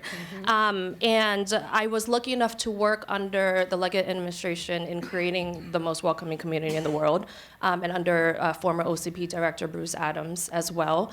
And although I appreciated that this broad mission really allowed the liaisons to respond quickly to the needs of the community as they saw and kind of drive their own work, we were really all over the place. I mean, it was very challenging to prioritize for us. And so we spent a lot of our time doing triage, like what is the most urgent need, and focusing our time on those, and then eventually going down the list, although we never got to the bottom of the list. So for me, as the CAO mentioned, and as you all know, I'm very grounded in outcomes, and I'm very math and science strength, right? And so I have been thinking about this for a very long time. And luckily, when I was at my previous organization, I was part of the Community Foundation Small Emerging Nonprofits Initiative 10 years ago that were having these exact conversations, right? So it is just a perfect time for us to take this transition and also my experience while I was at the Community Foundation to take a look at that. Now, I don't have all of the answers or even some of the answers right now, but that's what we would like to move towards. And we're going to work with the CAO, we're going to work with County Stat, we're going to reach out to the other nonprofits that have been doing similar community building work like Impact Silver Spring that we've had relationships for a very long time, to take a look at some of the measurements that they're using so that we can implement it into our office as well. Because, I mean, it's great for us to see diverse representation when we've had these listening sessions or at the budget forums, right? But then the next step, I always like to say, is so what, right? And so now we have to get to the so what. Wonderful. So I think that you have answered my fourth question. Also just wanted to know that as we were interviewing Mr. Adam Ortiz, he also talked about the need to do this outreach. So I think there's so much synergy that can be, leveraged as you work together. Another quick question is, of course, we are embarking in an equity policy effort. The county executive and the council is working on that already. We are going to be looking at how do we do this, broad community engagement. And so I hope that also we can work together to maximize that reach, given all of the talent that you can bring to this. Lastly, are there any potential conflicts of interest of which we should be aware? No, ma'am. Okay, wonderful. So we have everybody's lights on pretty much. And Oh, gosh. I will ask my colleagues, of course, if they can just kind of, keep it as brief and to the point as possible, because we are under this pressure of time with a lot of things to do and this weather. So with that, Councilmember Joando. Thank you. I pressed my button as soon as possible for you, so I could be first. Very today, so. strategic, very strategic. Yeah. So born in Philly, or moved to Philly. Was the playground where you spent most of your days? Of course. Okay. Yeah. Chilling out, And, maxing? of course. Okay. Actually, I was trying to throw in a hip hop quote somewhere That along was the line. you but let it yeah, in. I almost pressed my yeah. mic when you were I introing. appreciate that. And I'm an Eagles fan, by the way. Okay, well, we'll forgive you that. Yeah. But, Yeah. Of course I did. no, so happy to see you here and to have worked with you over the years and enjoyed our conversation about your vision for the OCP and the role of the liaisons and the groups. And so just wanted to ask you one or two questions just to let you elaborate and then give you reiterate a couple of my priorities as well. You mentioned engaging communities that are typically not engaged and how critical OCP and your work is to doing that. And I know when we spoke on the phone, I suggested that one of the metrics be around civic engagement. Yeah. And I think your office in particular, following up on Council President's point, can be very helpful in encouraging and tracking, in a nonpartisan way, of course, who's participating in civic activity within their community, everything from voting and registration down to community meetings. And we all know we get better democracy and better outcomes, particularly in a place as diverse as Montgomery County, when we have more people participating. So I would encourage you, as you're talking to the nonprofits and figuring out what your metrics are going to be, adding civic engagement metrics as part of what is a goal of the office. You can respond if you want. Yeah, absolutely. That's something that we've talked about. It is definitely on my list. Our office does talk about that often. I mean, that is the role of our advisory groups. That is the work that we do as liaisons, but we just haven't done a good job of tracking that. So yeah, we're on the same page. Great. And then on the advisory groups, which I am proud to have served on two, the African Advisory Group and the African American Advisory Group, I see my good friend Daniel Karoma and several liaison and members out here. I think it's a great idea to refresh and revive and re-engage and reimagine what those can look like. They've been a great tool under the Leggett administration and under Bruce Adams, but I agree with you that this is a great time. And I'm so glad, this is kind of to the CAO, I'm glad we're keeping all the liaisons. I think that's very important in every community, and we shouldn't be folding those in. And my understanding is your intention is to keep them and to hire the ones that currently aren't filled, and I would just congratulate and thank you and urge you to continue that. And then the last thing I'll say is the sister cities relationship. I know you've done a lot of work on that, and I'm excited that we're going to continue that. I want to look at where else we can have strategic relationships with based on our population. I think West Africa is something that should be on the horizon, I will say, from my opinion. And then also, when we do those trips, overlaying that economic piece in a more intentional way, working with MCEDC and kind of doing that. I know we had Councilmember Rice just come back, and we did some of that, but I think strengthening that is important, and I think you're going to have a role in that. So you can respond to any of those things. Yeah, sure. The Sister Cities relationship is important, incredibly important. It has been a great engagement tool for us, especially within the Salvadoran and Ethiopian communities. We're open to looking at other sister city relationships. We've really responded to the communities when it has come to our sister cities relationship. It just so happens that our 5 sister cities follow the top 5 countries of origin. So I guess that speaks volumes for the strength of the community and their advocacy there. So I also agree with the economic development piece.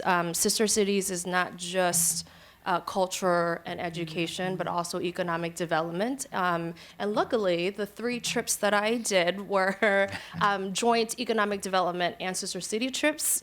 So there was a very big economic development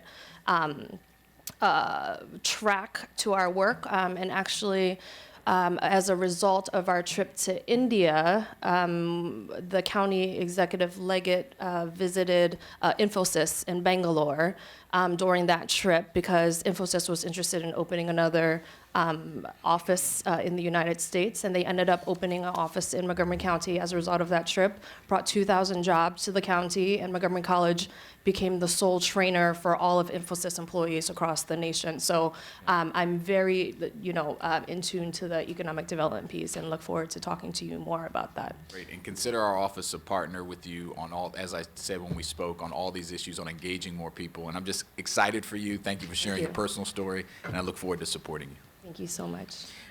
Also, I just want to mention to my colleagues that, through GO, we do plan to have some subsequent sessions to go deeper into a lot of these issues. And I think this, the sister city topic is one that all of us are very interested in seeing how we strengthen that and how we leverage that even further.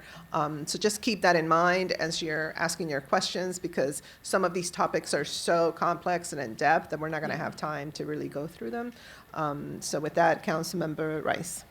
Well, that's a perfect lead-in, because just coming off of a plane on Saturday, ending up with this Sister Cities trip, there's so much potential that's there, so much so that I also want to have conversations with our federal partners. And so I'm looking forward to our lunch on Friday with Senator Van Hollen to continue to talk about ways in which we can enrich those economic development relationships that we have with a lot of our, with our African continent and with all of the various countries that are there. I want to echo the sentiments of Councilmember Jawando. I think that another African country is certainly within our future, and certainly one that's on the West Coast. We've heard a lot, and as I had conversations with folks both in Africa and after coming back, hearing their conversations about West Africa has certainly risen to the top of the list. So I'll just put a pin in that for you, Diane. Let me just say, Mr. Klein, and to our county executive, you couldn't have picked a better person. A person who leads OCP has to have a person who has the heart of understanding how important the community is. And that's what we've had with a lot of folks who've been in OCP. But the nice thing about it is that Ms. Vu also brings the organization and the detail that's there. And I've experienced it seeing her manage our South Korea and China trip. I mean, down to the minutes of the trip. Painstakingly sometimes, but nonetheless, it did what we needed to do and got it all accomplished. And I know if she addressed that trip in that manner, I know that she's going to do incredibly well for organizing our department. We have a lot of people who are very passionate in OCP as a whole about making things happen. Bringing them all together in an organized fashion is going to be something that you're going to be tasked and challenged with, but I know that you have the skill set to make it happen. I did just want to, after echoing all those great things, just say one thing that we haven't talked much about, which is our interfaith community, Yep. and one in which was very strong in terms of what I saw in our Sister Cities trip, and how it oftentimes binds a lot of our communities together, but we don't talk about it a lot. Many people who come from various countries and continents throughout the world have a deep-rooted faith. And having the ability to bring those faiths together as we talk about breaking down the barriers and the walls that our administration wants us to put up, but bringing those communities together oftentimes involves the faith communities. And so if you could talk a little bit just about that, since we really haven't talked about that piece of it, I'd appreciate it. Yeah, so thank you for bringing that up. And I didn't bring it up, not purposely, just because it was difficult to get on all of that info. But the interfaith, when I go out and I speak about our outreach of our office, particularly when I serve on panels, I tell folks that the two most underutilized outreach tools in the community are grocery stores and the interfaith community. Right? And if you, and I know all of you have seen the work of our interfaith liaison who is in the building, who has, we're keeping him till the end of this term. And so I'm glad that he agreed to stay on because the work that he has done in the community has been incredibly powerful. And earlier when I said one of the strengths of our offices, our office previously, was that our liaisons were incredibly strong community organizers. Nobody embodies that more than our interfaith liaison. And so we value that. We want to continue that. We want to strengthen it. We want to support him in the interfaith community and all the working groups that he has as a part of his advisory group as well. Thank you. Councilmember Albornoz. Thank you, Madam President. So as a former colleague in the Leggett administration, Diane, I've seen you in action, and I want to echo what my colleague, Councilmember Rice, has said, and that you walk the walk and talk the talk. You are the real deal. I've seen you put out fires. I've seen you connect communities. I've seen your creativity and your intellect at work, and you couldn't have a finer appointment for this very important office. You have a phenomenal team of people who work on a shoestring budget and are tasked with almost the impossible. Yet their work is critical to the long-term success of our community, because the interconnectivity of our newly arriving communities and the enhancement of their civic engagement, as my colleague Councilmember Jawando mentioned, will be critical to the long-term future success of our county. We need to develop a much deeper bench of leaders who can be identified to join boards and commissions and reflect the beautiful diversity of our communities. And point of privilege, as the father of two young girls, I often look for role models in our community to tell them about. And you're one of the people I'm going to tell them about, Diane, because what you have done on so many different levels is truly remarkable. And I also want to acknowledge what a beautiful family you have. I've had the opportunity to meet them, and I know how proud they are of you. And I very much connect to your personal story, and just wherever your parents and family are, acknowledge what a great job they did raising such a remarkable woman. I do have a question. Like, how can I respond to that? But it's all true, and it's all truly from the heart. Thank you. So one opportunity that I think that we have is not just to engage our immigrant communities, but to connect those communities. I often saw, as the former director of recreation, particularly in our senior centers and in our recreation centers, that the Vietnamese community, the Chinese community, the Latino community, the African community, understandably because of language, would often connect with their own communities, but we miss opportunities to connect those communities as a whole across the board, and as a result, maybe unintentionally isolate. I wonder how you might address that particular issue, and things like the World of Montgomery are fabulous, but it is a one-time event. What are other strategies that you want to use to better connect communities as a whole? Yeah, so thank you for bringing that up. I recognize that challenge, especially working within the Asian American community for such a long time. Particularly in the Asian American community, there is no Pan-Asian community. So when you reach out to the Asian community, you have to reach out to the Asian communities, right? And it's not just one Vietnamese community, it is a number of different isolated Vietnamese communities. That is a very long-standing work in progress. Our liaisons work very hard at building these relationships. I mean, it is a lot of FaceTime, it is a lot of community events, it's a lot of bridge building, and so we will continue to try to connect these communities through events like the World of Montgomery Festival. We try to bring our events to the community because a lot of times the communities will have their events at their community center or at their place of worship, right? And so we try to draw them out to host it at the executive office building, for example, right? So that gives a different audience there. So we're going to continue to look at different ways. I know we also need to get stronger using social media and ethnic media as well. Those were two weaknesses of our office before, and I think there is a lot of opportunity there for us. And so, yeah, we're working through how to best effectively do that moving forward. Thank you. Thank you. And then just very quickly, Council President Navarro has done an amazing job elevating and working within the Latino community specific on civic engagement. I just want to she's been a champion on this issue and has a model that I think we can follow across the entire county, and look forward to working with you on that. Thank you. Yes, stay tuned. Thank you. Councilmember Friedson.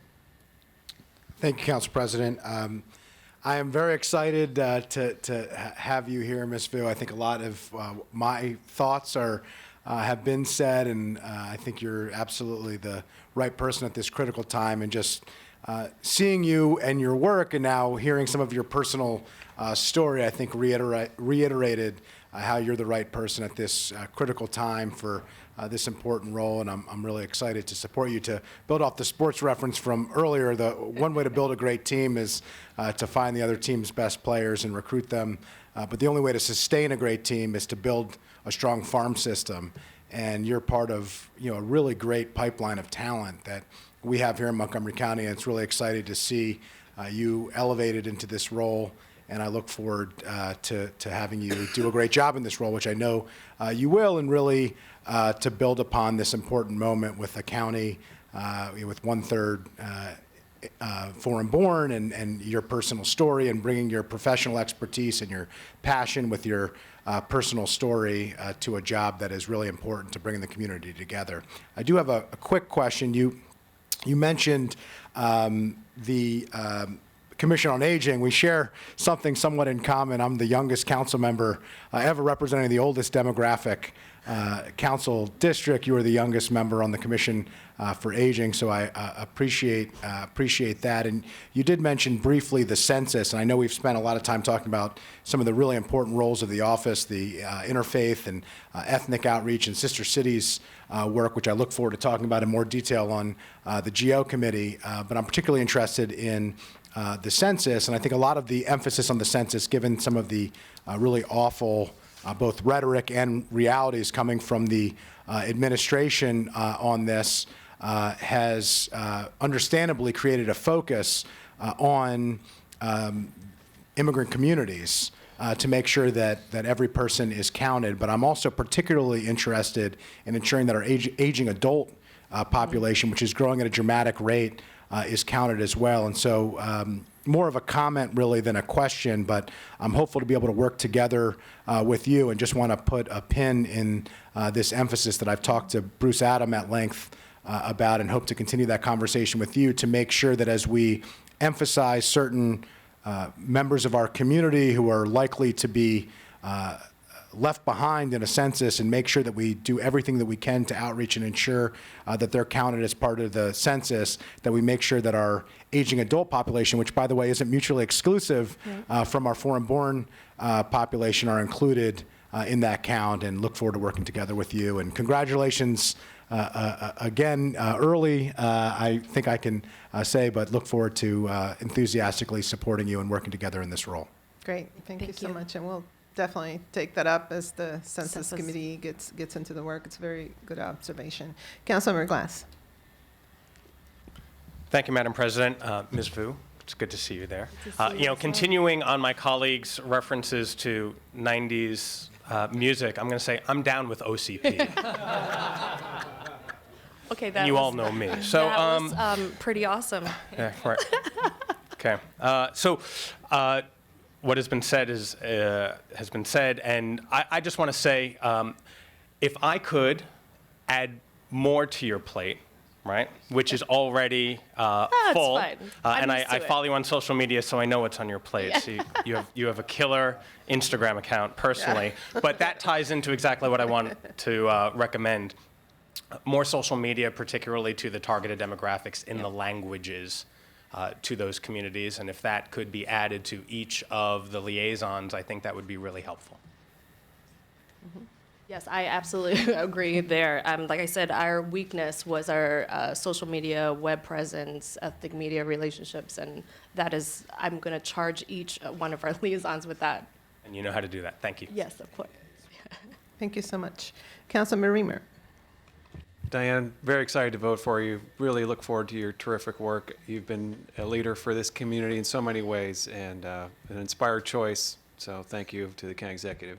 Thanks Thank for you. keeping it up. Thank you. Awesome. Council Vice President Katz. And here, Diane, I thought I was going to be the shortest speech of the day. I think Hans just won, but I too, and every question's been asked. I have to tell you, we have seen you throughout the years that you've worked in Montgomery County, and how impressive you are, and through the variety of things that you've done. I did want to point out, and you've already answered it, so you don't have to answer it, but the world of Montgomery is certainly something that needs to be continued and enhanced, because it truly does bring people from a variety of backgrounds to celebrate not only their own accomplishments, but the accomplishments of their neighbors and friends. And that's something that shouldn't get lost. And the connection to the various communities is so very important. So I know that you are the person that can certainly bring this to be done that way, and I too look forward to voting for you. Thank you very much. Thank you very much. Well, thank you for coming over and answering all these very important questions. I know that we're going to continue to have an amazing relationship working forward, and we will be, of course, voting here shortly, but very much appreciate all that you've done, and very great selection, so thank you. Great, thank you. Before we move on to our next item, I just want to remind my colleagues, I think that we probably will be expecting a couple more, I think, appointments, and I know that my office has reached out to every one of my colleagues to ask about possible questions, and or if you plan to ask, and it's very important that you respond to me, because that's how we manage our agenda. And like today, we have so many other items, but if you don't let me know, that it's difficult to accommodate all the wonderful questions that everybody has. So I just want to put that plug in there for next time. It is critical. Thank you. We're going to move very quickly to item number 6.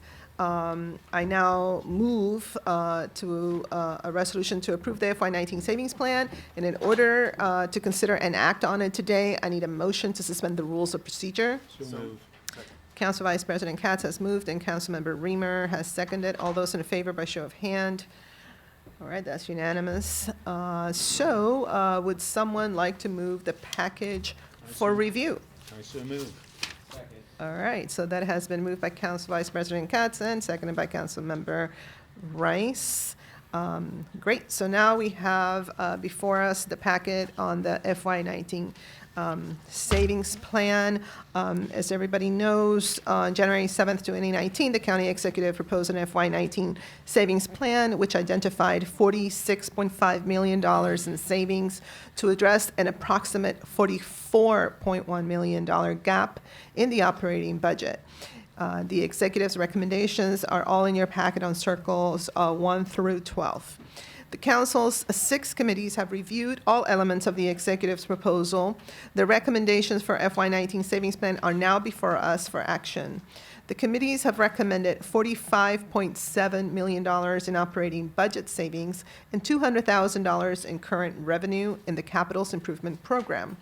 In total, the committee's recommendations are $680,590 less than the recommended amount by the executive, but it does exceed the identified gap of approximately, once again, $44.1 million. So with that, the way we're going to proceed is that each chair of each particular committee will report on their committee's work and recommendations, and I will kick it off as GO Chair and thank Councilmember Friedson, which did a very great job on our GO Committee first session as he has joined the council, as well as Councilmember Vice President Katz. We took on the recommendation of $2,528,104. That was the recommendation target from the executive for the savings plan through GO, and we actually approved $2,307,003. We did not approve $121,101, and that was the intergovernmental payment to the state for voting systems equipment. We felt that we should keep that money in our Board of Elections budget because obviously this is money that we have to pay for our share of the cost for the voting system equipment. Most likely, we will have to, we would have to approve a supplemental at some point when the bill comes, but we felt it was important to leave that there because it's not really a savings, it's something that we have to pay anyway. So that was the GO recommendation, and with that, I'm gonna turn it out over to Councilmember Rice, who chairs our Education and Culture Committee.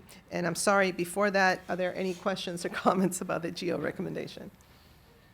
No. Seeing none. Okay, Councilmember Rice. Well, thank you very much, Madam Chair and Madam President.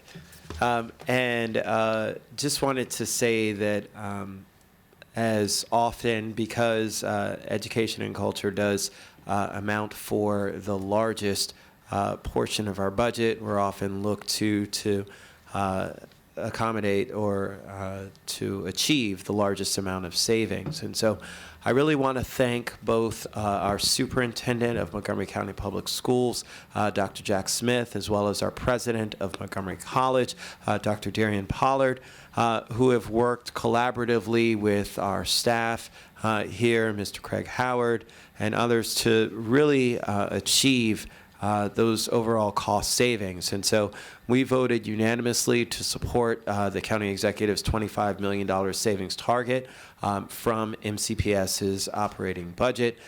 We also supported the $2.8 million savings target from Montgomery College as well. It was incredibly important, and I do want to acknowledge our county executive and staff from Office of Management and Budget. Last year when we embarked on this, we had a challenge and we had to push back because there was conversation about tuition and tuition increases. And so ensuring that we maintain the affordability of Montgomery College was incredibly important to us, ensuring that within MCPS that we did not have impacts on the classroom was also equally incredibly important to us. And then for the last piece, supporting the county executive's $1.2 million reduction with interim director Anita Vassallo of our public libraries was incredibly important not to impact service to our communities as well. And I know that our lead for libraries, Councilmember Jawando, was adamant about making sure that that happened. And so those are the recommendations of the Education and Culture Committee. Again, they were unanimous, and I appreciate you, Madam President, being on that committee as well.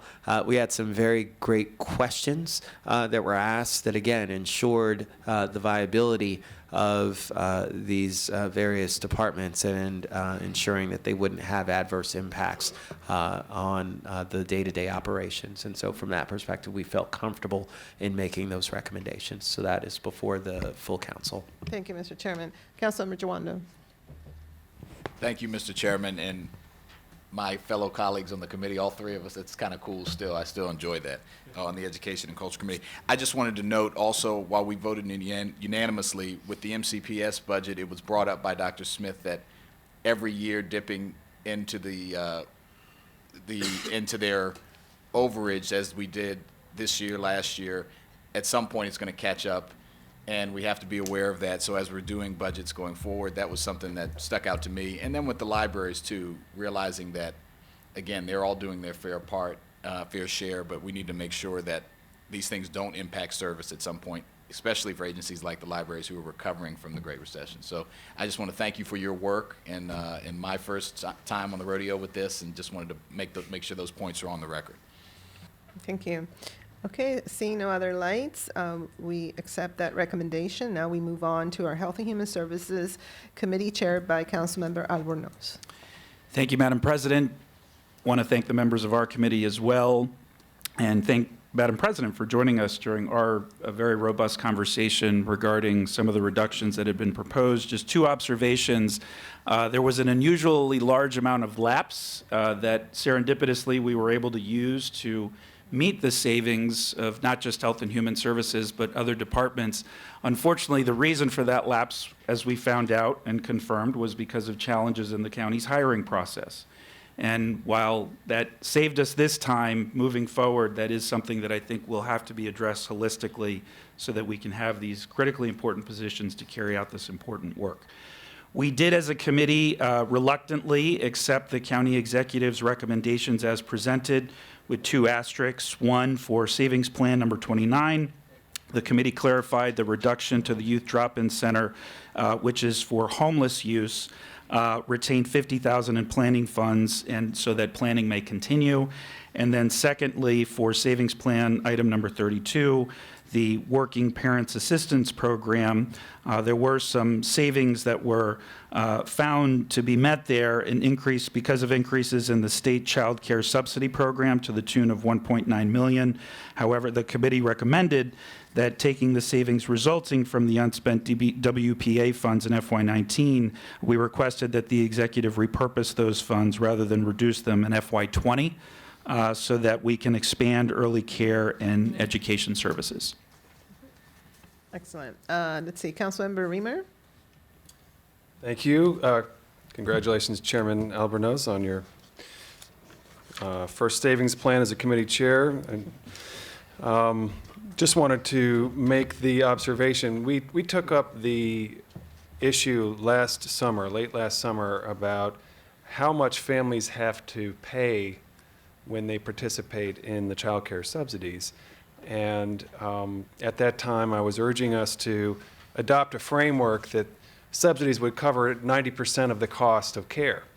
And you know, we deliberated on that issue at the joint committees, and HHS requested that we give them some time to work on that, and they observed that they would be, you know, there's an opportunity for some additional funding coming from the state, you know, that they could work into that consideration, and then you know, move forward to expend those dollars in some way that would be most advantageous. And I am disappointed that, you know, here we are now, and that money has not been spent. Those tables have not been adjusted. I think we've lost some time. I think we have, you know, 6 months of inactivity there. So I do appreciate the committee's putting a point on the issue that, you know, this funding is to be reallocated and not taken as savings.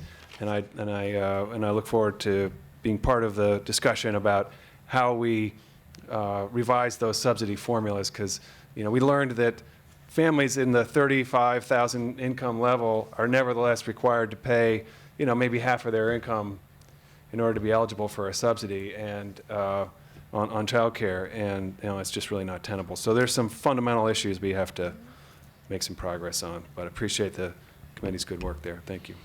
Thank you, Councilmember Reamer. I think there is consensus that we do find ourselves with some interesting additional funds. And I will have to say that, I know it's difficult for the county executive coming in and having to address this particular shortfall and really in relationship to our commitment for our debt goals. So I am very aware of that. But I think it's really wonderful that the HHS committee has put this on record.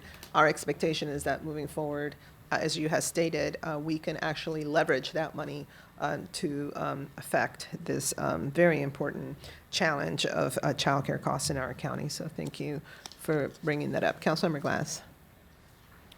Thank you, Madam President. I also want to commend my chair of the committee, Chairman Albornoz, for dutiful leadership in doing what none of us liked doing, quite frankly.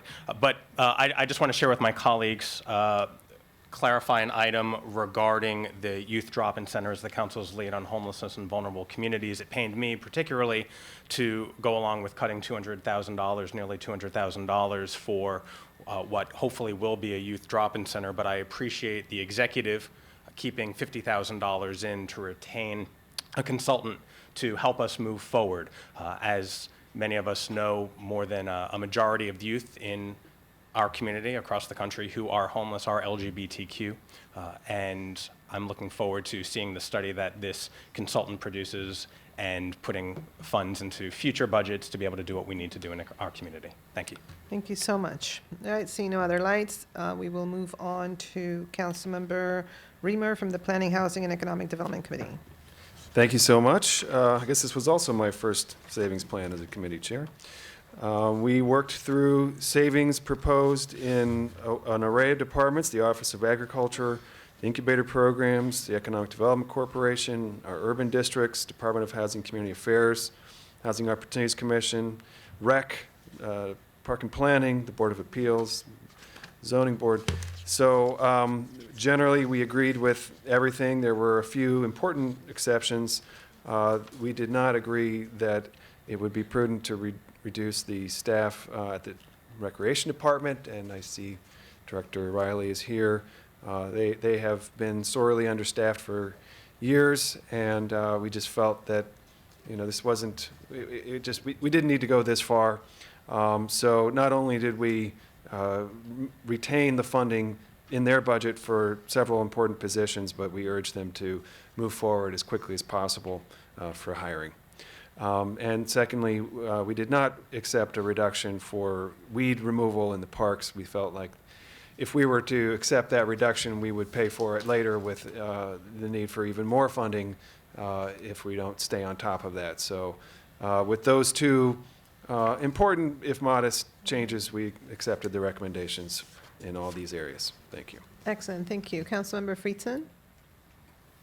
Well, I guess congratulations on your first savings plan, Mr. Chairman. Not my first savings plan. As chairman.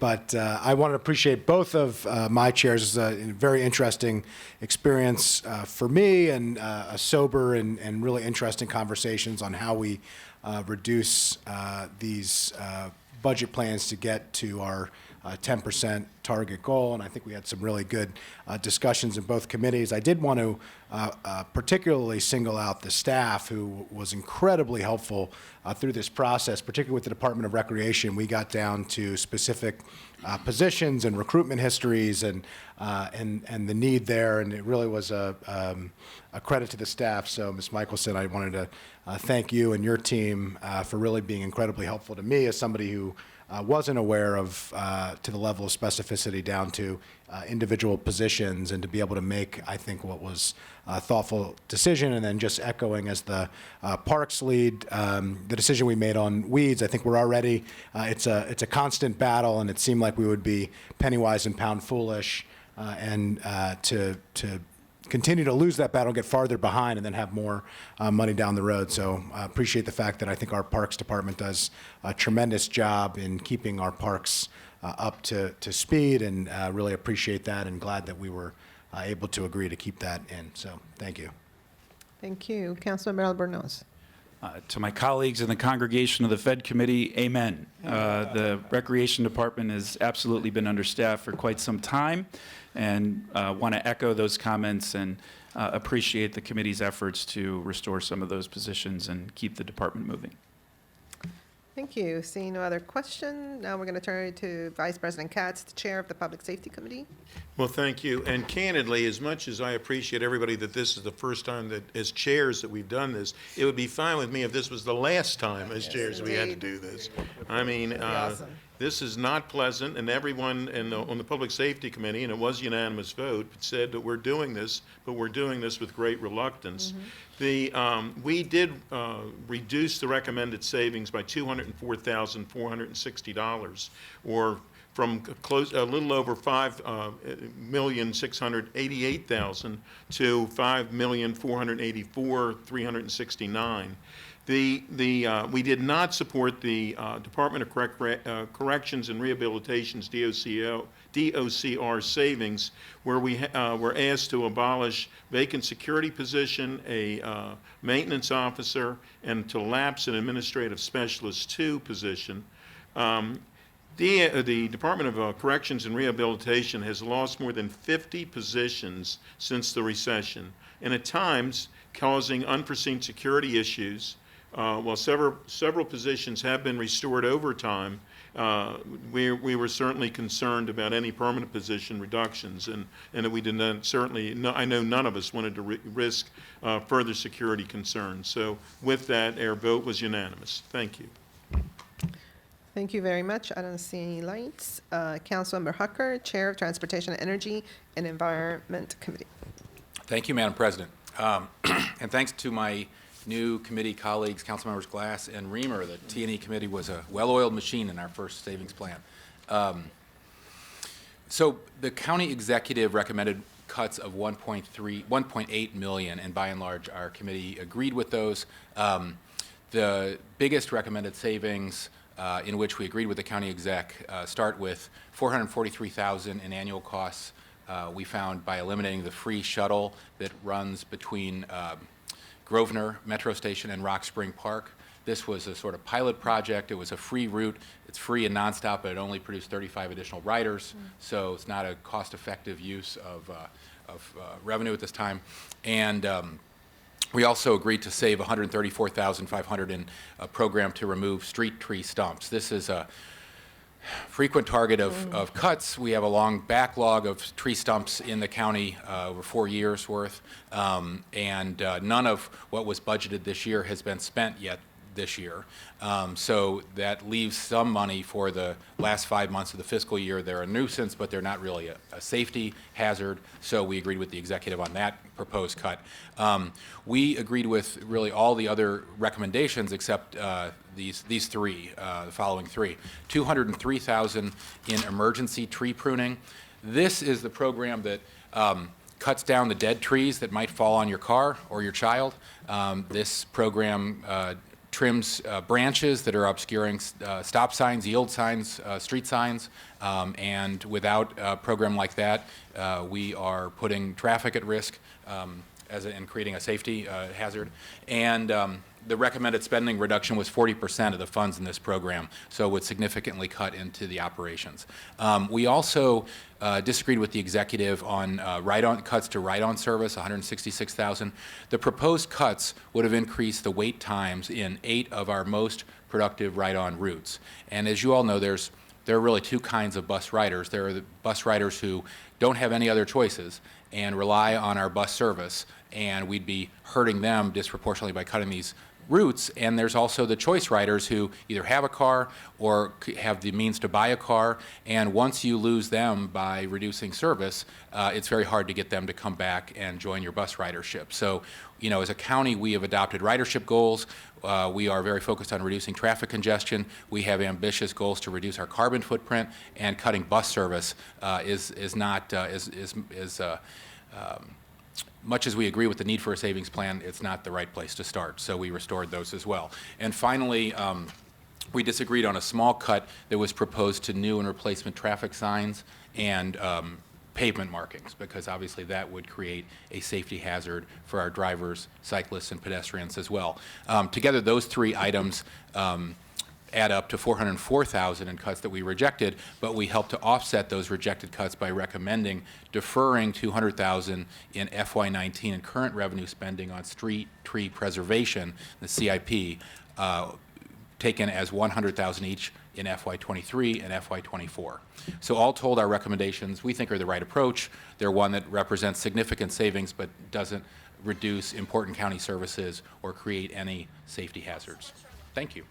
Thank you very much. I don't see any lights. I think with that, we are on to adopting this resolution. I will mention that on the packet on page 4, the council staff has indicated that they intend to work with the executive staff to identify strategies to reduce the need for future savings plans, except in the case of the most significant and unexpected shifts in revenue and expenditures.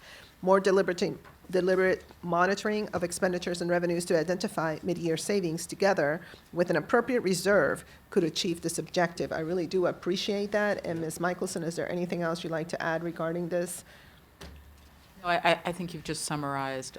We do believe that we're probably doing this, particularly in this case, more frequently, that we need to. A lot of these savings are ones that would have happened anyway. There are very few that are actual reductions in service. So we want to find ways so that you don't have to repetitively have to deal with this. Thank you. That will be very appreciated by not only ourselves, but just our constituents who do expect many of these services to go forward. And as it was noted by many of the chairs and committee members, there was a lot of lapse. There were a lot of issues with hiring. I mean, we really need to address that. We go through this very deliberative process of budgets every year, and we identify and we hear what's going on in the community and what our residents expect. We make these decisions, and then here we are sometimes halfway through the fiscal year when these particular programs have not even been started. And so I'm happy to know that we're sort of turning a new page and that we will do everything possible to work collaboratively to address those gaps. So with that, I believe that I need a motion to adopt the resolution. So moved. Councilmember Reamer moved and Councilmember Katz, I think, seconded. So with that, we'll take a roll call vote on this particular item. Mr. Glass? Yes. Mr. Glass votes yes. Mr. Jawando? Yes. Mr. Jawando votes yes. Mr. Hucker? Yes. Mr. Hucker votes yes. Mr. Reamer? Yes. Mr. Reamer votes yes. Mr. Albornoz? Mr. Albornoz votes yes. Mr. Rice? Yes. Mr. Rice votes yes. Mr. Friedson? Yes. Mr. Friedson votes yes. Mr. Katz? Yes. Mr. Katz votes yes. Ms. Navarro? Navarro votes yes. So with that, we have now adopted the resolution regarding the savings plan, and it was, as I stated earlier, we exceeded the amount necessary to address the gap. So it's $45.7 million in order to address a gap of approximately $44.1 million. Thank you to my colleagues for their very efficient work on this issue. And now we'll move on to item 6.5, and I believe that this is introduction of amendment to the FY19 to 24 Capital Improvement Program, Department of Transportation Street Tree Preservation Program. I think that I need a motion and second to introduce this particular item. So moved. Moved by Councilmember Rice, second by Councilmember Reamer. Is Dr. Orlin here in case there are any questions? I don't know if, or anything you want to add? No? Okay, excellent. All right, so with that, we're going to then move on to, oh, sorry, we're going to have to vote on this. It's very important when you move and second something. All those in favor, please raise your hand. All right, it is unanimous. Thank you so much for that. Okay, so now we can move on to the overview of the Veers Mill Corridor Master Plan. And for that, we have Ms. Dunn, who is going to approach and is here in a debut of sorts. It's going to be a little confusing, but we really appreciate you now being on this side. the side of the light. And then we also, of course, have Ms. Michelson that can chime in. So with that, turn to Ms. Dunn. I can say good afternoon. We're slightly past noon. And I want to thank the planning staff. They've come today. We had scheduled a public hearing for this evening that's going to be postponed. It will now be on February 7th. But this is the overview. This is where the council gets to hear the planning staff explain to you the highlights of this plan, the basic recommendations and motivation for those. They've worked very diligently on this plan for 2 years, so it's exciting that it's now here at the council. I'm not going to take up a lot of their time, but turn it over to the team to provide you with this overview. Thank you. Mr. Anderson. Thank you, Madam President, Mr. Vice President, Council. We're excited to be here with our first master plan of this council. We're going to be addressing 3 major themes that you're going to see from other plans that are coming in front of you.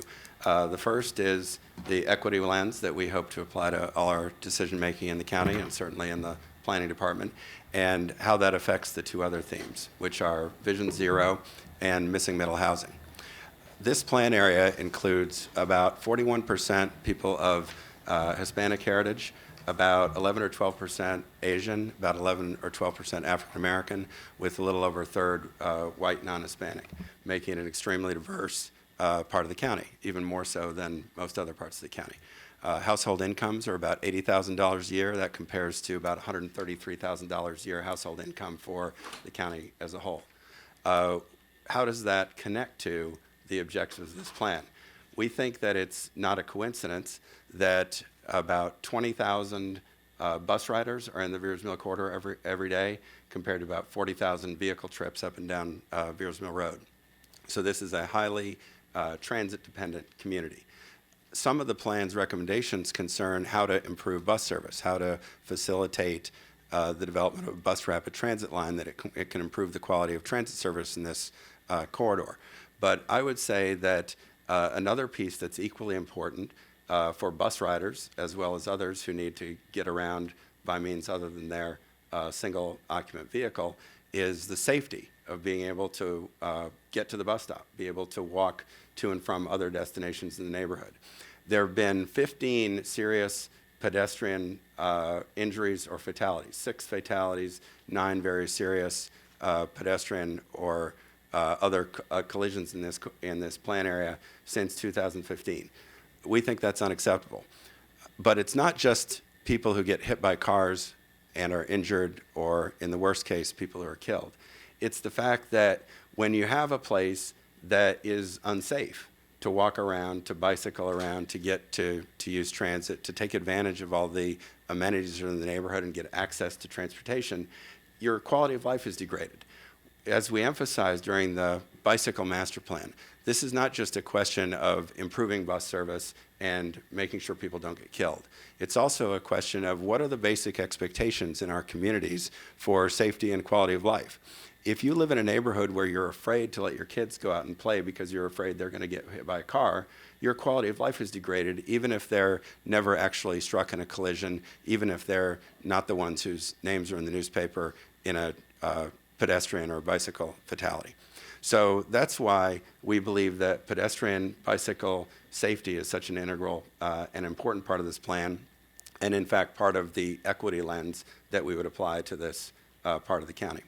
The last theme that I think we want to emphasize, not because there's really very much going on in the way of land use recommendations in this plan, it's very modest by the comparison to some of the other master plans that we've adopted in recent years, but we're hoping to introduce some concepts about missing middle housing, the kind of moderate intensification and infill that can create opportunities for different types of housing, that the choice shouldn't simply be between single-family zoning and mid-rise or high-rise multifamily, big apartment buildings or condominiums.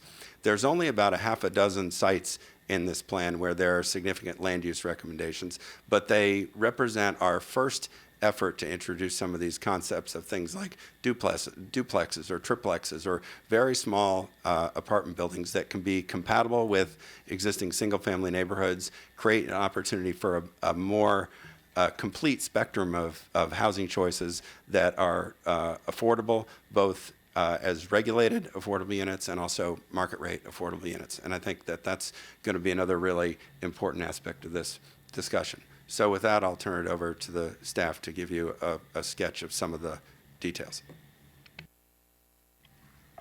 Thank you, Chairman Anderson. For the record, my name is Jessica McVeary, and I'm a planner with the Area 2 Division and lead planner for the Veers Mill Corridor Master Plan. We're really pleased to be here with you today to provide an overview of the plan. And we'd actually like to start our briefing today with a video to highlight some of the existing challenges in the plan area, as well as some of the plan's recommendations. The Veers Mill Corridor Master Plan seeks to improve connectivity and enhance safety for people who are driving, walking, and bicycling on Veers Mill Road, consistent with Montgomery County's Vision Zero policy. Vision Zero is an international movement to eliminate traffic-related fatalities and severe injuries. Montgomery County adopted Vision Zero in 2016, and the Veers Mill Corridor Master Plan is the first master plan to commence following the adoption of this policy.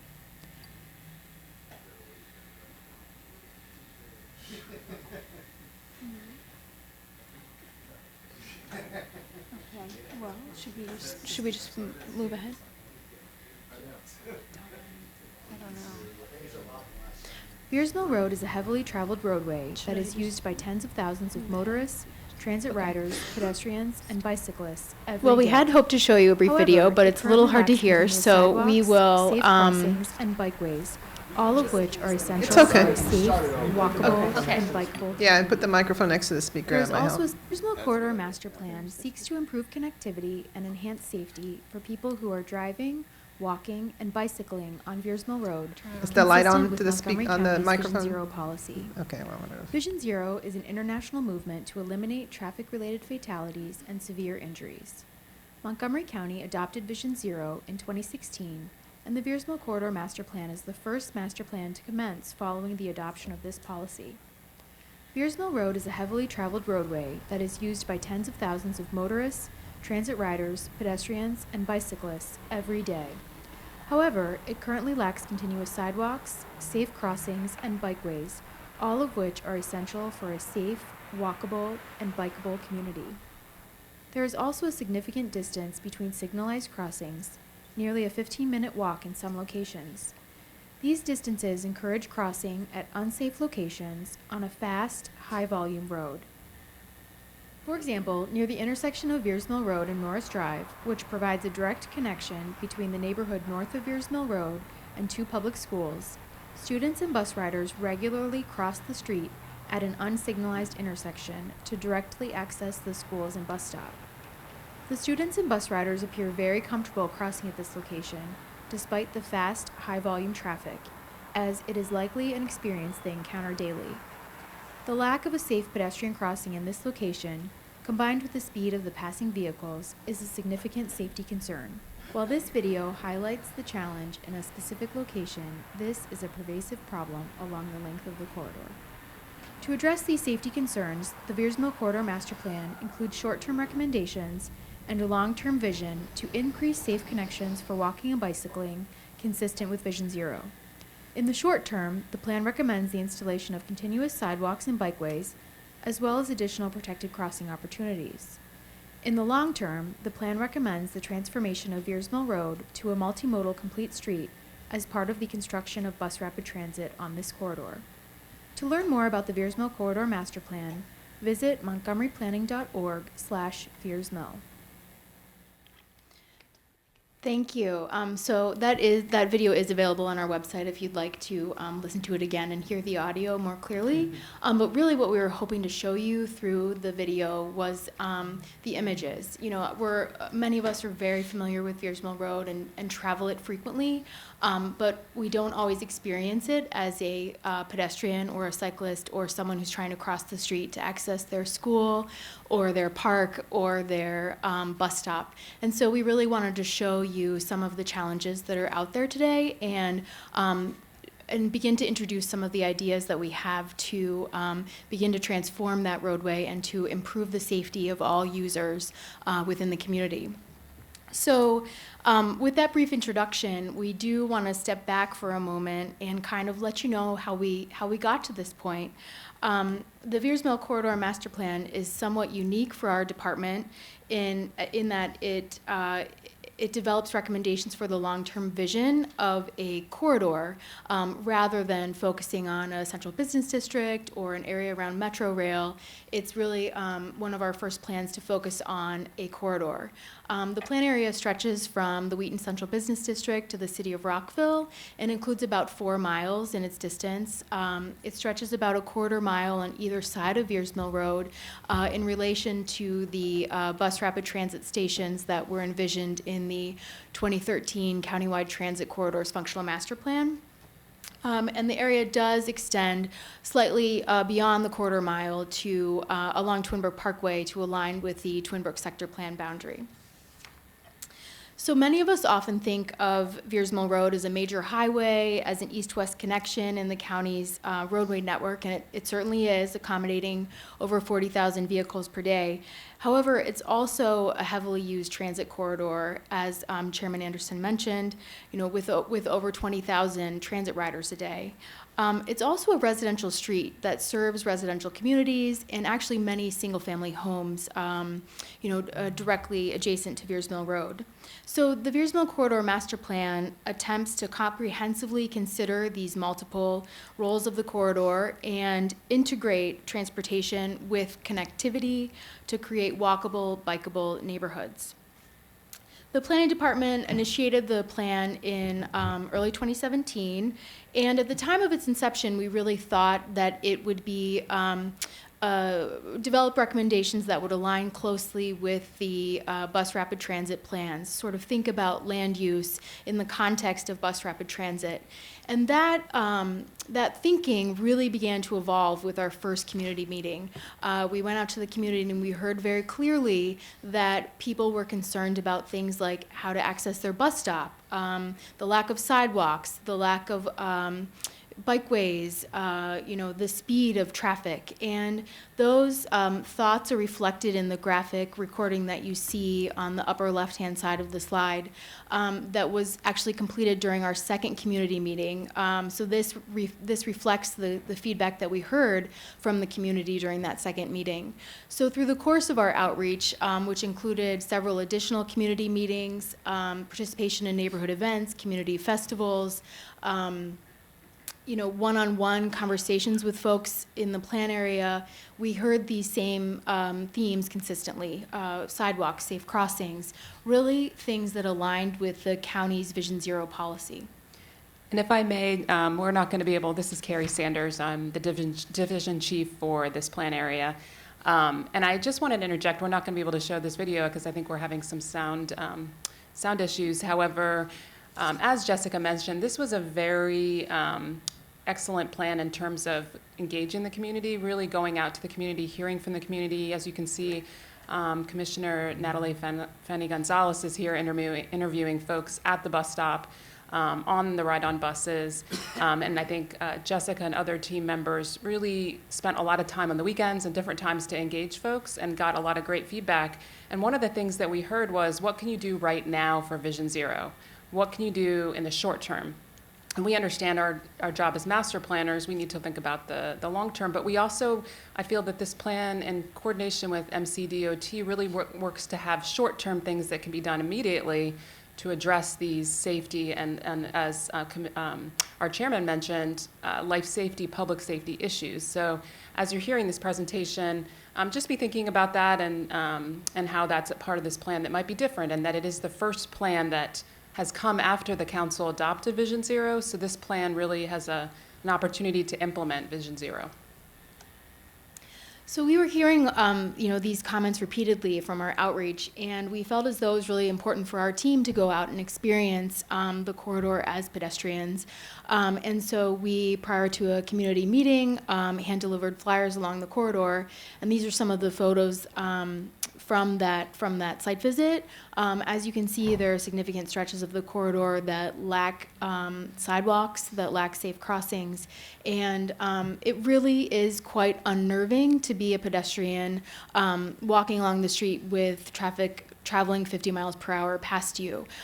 So that was something that our team really took seriously and thought, people are living in these communities today. How do we improve conditions in the short term to make improvements to their safety? So our community outreach and our data collection led to this plan vision, which is to preserve and strengthen the communities of the Veers Mill corridor by enhancing existing community resources, increasing connectivity, and promoting safety in the public realm. And to achieve this vision, the plan does include both short-term and long-term recommendations, which is perhaps something that is also rather unique for one of our plans.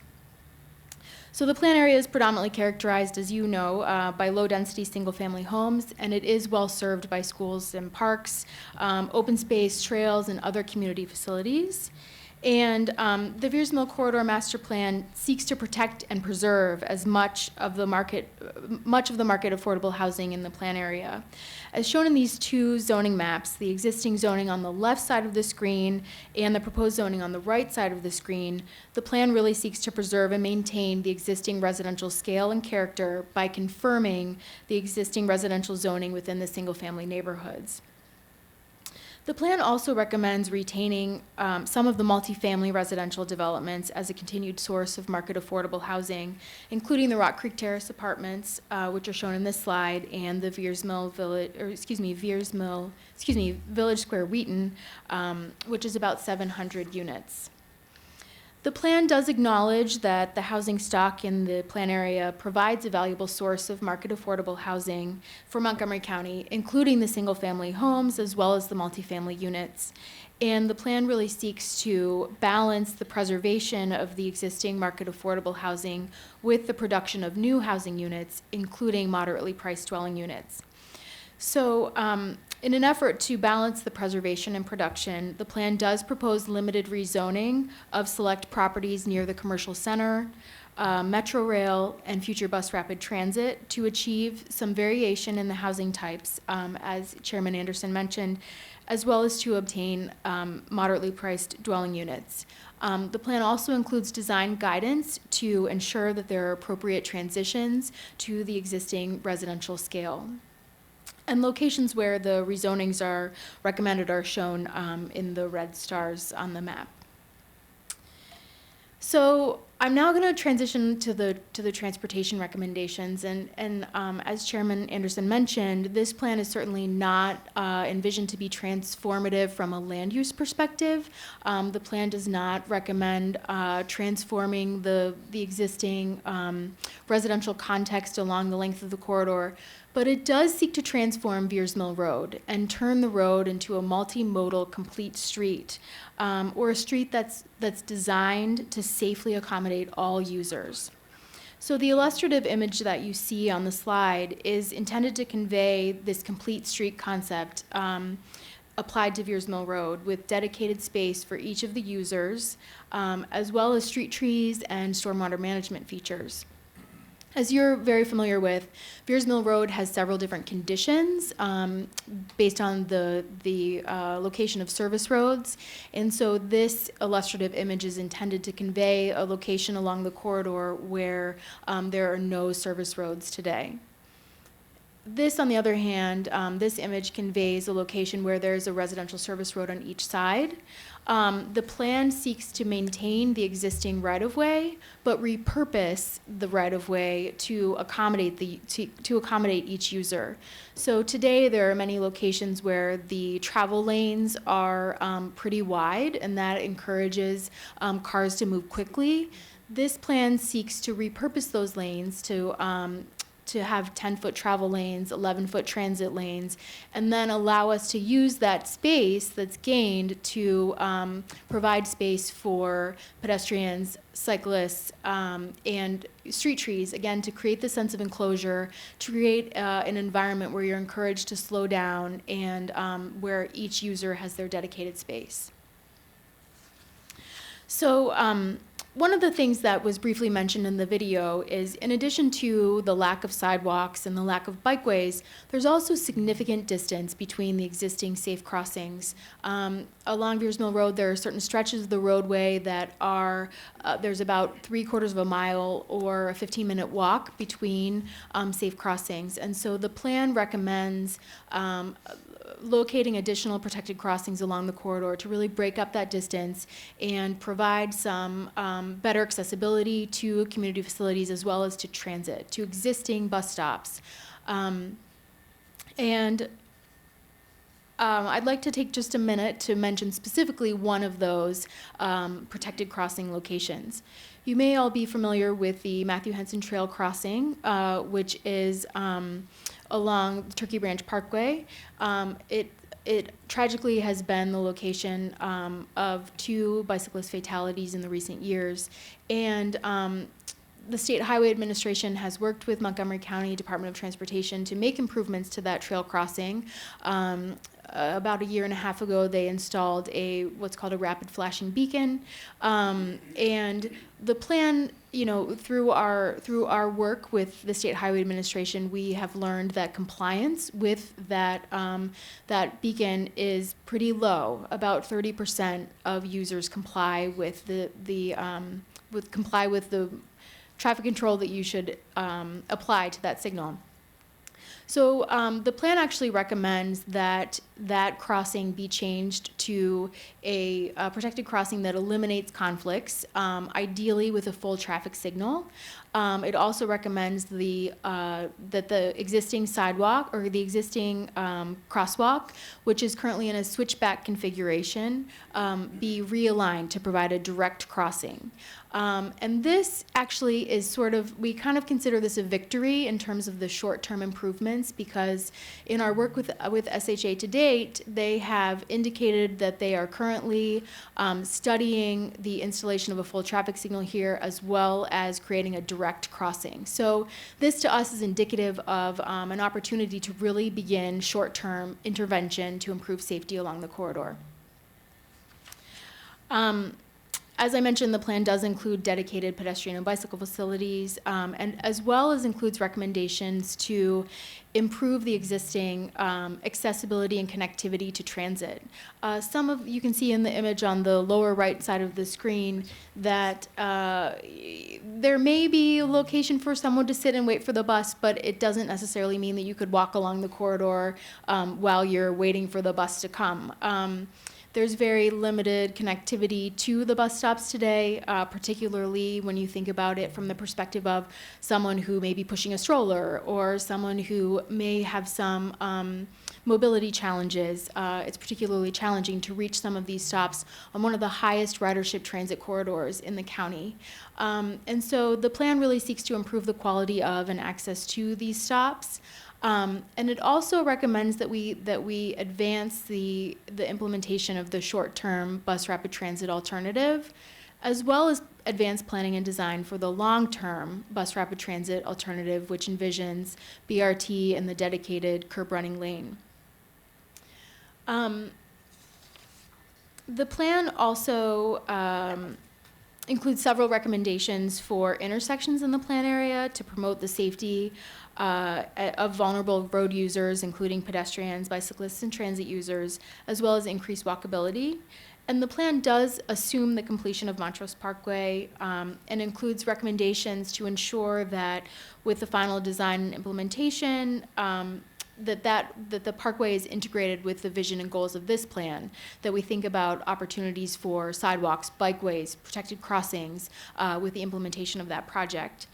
As it does anticipate the completion of Montrose Parkway within the time horizon of the Veers Mill Corridor Master Plan, the plan does recommend the consideration for the elimination of an interchange at Veers Mill Road and Randolph Road, which is shown in the black dashed circle on the map on this slide. The plan further notes that if the interchange is ultimately constructed, that it should not inhibit pedestrian, bicycle, and transit accessibility at this location. Beers Mill and Randolph Road is the location of two existing commercial shopping centers. It's a heavily used area by pedestrians and transit users, people transferring between bus lines. And we want to make sure that if an interchange is ultimately constructed, that the design and implementation of that interchange really understand the importance of those commercial properties and the importance of connectivity for the users in the community. So with that, we wanted to just give you a brief overview, and we do look forward to talking with you more in detail during our tour of the plan area next Wednesday, sort of seeing some of the things that we talked about firsthand. Thank you so much for that overview. Before I turn it over to the lights, I would like to request, if it's possible for the council, I know the Fed committee is going to start their work, but I think the full council, if we could get the feedback that you are able to gather through your very important work, and I do commend the planning department and especially member Natalie Fanny Gonzalez. I know she's done a really amazing job, but really everybody who has, elevated this as a major priority. It's very important for us to have that feedback as well. I mean, when you talked about at the beginning that it's 41% Latino, as much work as we're trying to do here, when we have the public hearing, we don't see that. And so it is so critical that not only when we get the plan and we, pretty much can relate to many of the things that are included in here, I can testify that you're right on point. But the people that are going to come to testify are not necessarily those folks that you also talk to. And it's important for us to have that full picture, so I really appreciate that. And in addition, I just want to make sure that our council staff, through our communications office, and I know Lillian Mass doing outreach, now that we've had to postpone the hearing, make sure that there is a lot of outreach done to hear those voices as well, because especially in a master plan like this one, there is no doubt that there's been so much organic, I think, growth in that corridor, and all it has to do with the housing type, even the housing type that is currently available. And when you think of the fact that you have, a lower income community by and large with a lot of pedestrian connectivity needs, these are not folks that take transit or, the public bus by choice, right? Most of these folks are people that need to take that bus, and it is truly incredible that we don't have as much enhancements and improvements as we should have. So I'm really glad that we're finally, tackling this. I really do look forward to the conversation about what are some of the things that we can do in the near term regarding Vision Zero, because we should not wait, as you pointed out, and really appreciate you flagging that. And also, I want to commend SHA for their collaboration. I mean, there's no doubt that this has been a really heavy lift even to get the signal on the Matthew Hansen trail. Many of us here in this day has worked really hard at that, but we also recognize that there are some additional things that we have to look at vis-a-vis re-engineering efforts, et cetera. So thank you for that overview. I look forward to the tour, and we'll now turn it over to the chair of the Fed Committee, Councilmember Reamer. Thank you, Council President Navarro. I really concur with your comments, and I'll just make a few very small points because we're going to have lots of time to talk about this, and we're going to do the tour, and everyone's hungry. I am anyway. So the elevating the safety issue in this corridor is just so crucial, and we all drive Veers Mill, and we all drive a number of other aging and somewhat dilapidated corridors, mostly state highways, the older ones. And these are corridors that we have allowed to gradually deteriorate over time. They have provided an important resource of affordable housing, but we can do better than what we are doing today. And the problems of safety and redesigning these roads, it has become so urgent, and it feels like every week we're hearing about a new terrible crash on a corridor, whether it's Georgia or Veers Mill or University or Rockville Pike, all of them. And so this exercise, I'm hopeful, has given us a way to tackle that kind of systemic corridor problem. And to the council president's comment, we need to figure out what is a near-term implementation from these recommendations. And I think we should assess as we go through this, just generally for my colleagues, whether if this Fears Mill corridor plan really yields something that we think is really crucial, then we need to do this for our other corridors as well. So, let's just keep our eyes on this and kind of keep some perspective about what is the planning board doing over the next 4 years. There's lots of room to work on that overall agenda. Maybe this is something we want to do urgently in other corridors as well. But we've just got those pictures of of our residents running across the street, the video running across the street, or the challenges, and I can't help but think of what we sometimes hear from commentators, even public officials. Well, people should know, we need to educate pedestrians. People shouldn't wear dark clothes. Like if you're wearing dark clothes, pedestrian, it might be slightly your fault. I'm looking around this room right now, and with one notable exception, our dear friend Lisa, nobody came to the council today, really wearing anything but dark clothes, because dark clothes are the standard attire for going to work. That's what you wear. You wear, generally speaking, darker clothes when you go to work. So what that comment says is that, some people shouldn't address in normal professional attire, I just don't, that's like unrealistic and unfair. And we have to work with people in the real environment that they live, and we have to accept that sometimes it's engineering and the construction of the road itself that is really the guilty party, and we need to tackle that. So that's what this plan can help us do.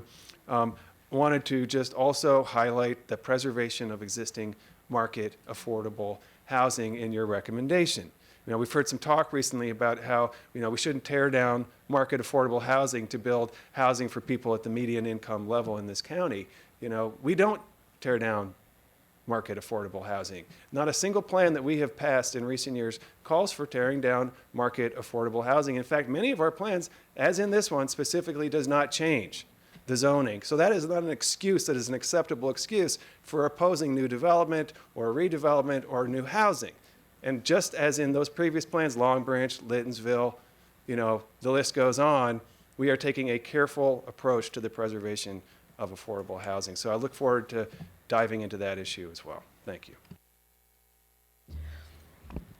So not to single out our professionals, let me just say that I always also notice many of our students, especially high school students, and they all wear dark clothes. I mean, black is like the norm, and it makes me laugh because I used to talk to my daughters about that they don't want uniforms, but that everybody has a self-imposed uniform, which is, the North Face, jacket and the black and whatever, and it's one of those things. And I will also say that, Councilman Montgomery, we have upzoned some existing market affordable housing, very minimal. I think by and large, our policy has always been to preserve market affordable housing, and I look forward to digging into this particular plan. But I think that has been our tradition and our policy goal, and so I don't see why we would be deviating from that at all. So your point is very well taken. Councilmember Jawando.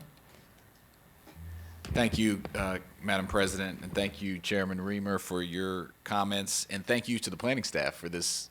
I could hear the video a little bit, but I think it actually was more impactful because we couldn't hear it. When you saw the one scene where you see literally several people, the bike and a car, it was like the worst scenario you could imagine, all happening at one point. So great, whoever, and it's probably so commonplace you probably didn't have to stand there long to get it. And so I would just want to echo my colleagues' comments about safety. I travel this corridor every day I live at the intersection of New Hampshire and Randolph near the council president. We're on opposite sides of New Hampshire, and go up Randolph to 28 and come down. And I'm often troubled by the speed and the lack of safety, and have had to slam on my brakes more than once to avoid people who are just trying to get to work or get to the bus. So a lot of work to do, and that's not unique, as you know, is particularly in our part of the county, in the eastern part of the county, parts of Oak County. These are not unique problems, so I think we are going to have to continually reevaluate this and look for those improvements. But I also think there's a ton of opportunity. There's many vibrant small businesses and hubs and in addition to the residential at some of these intersections. And to your point about how to upgrade some of the commercial hubs and do some improvement, whether it be to the facades there or to actual redevelopment opportunities, I think is great and right on. I also want to flag that preserving the multifamily market rate affordable is critical. This is a part of the county, as you know, where that exists, and there's so many people that rely on it. And if you compare it to the rest of the country, it's still way higher than other places, right, as far as trying to live in those areas, you know. And so I just think keeping that as an eye on that, and I'll be looking at that at the Fed committee, and I know it's my other colleagues as well, because the devil's always in the details of what exactly we're proposing. And so that's just a particular point of concern for me. And then the Randolph Veers Mill intersection, I just want to one brief question on that. I know we'll talk about this forever, but you think it's possible to do that interchange under your vision, or what's the fine point on that?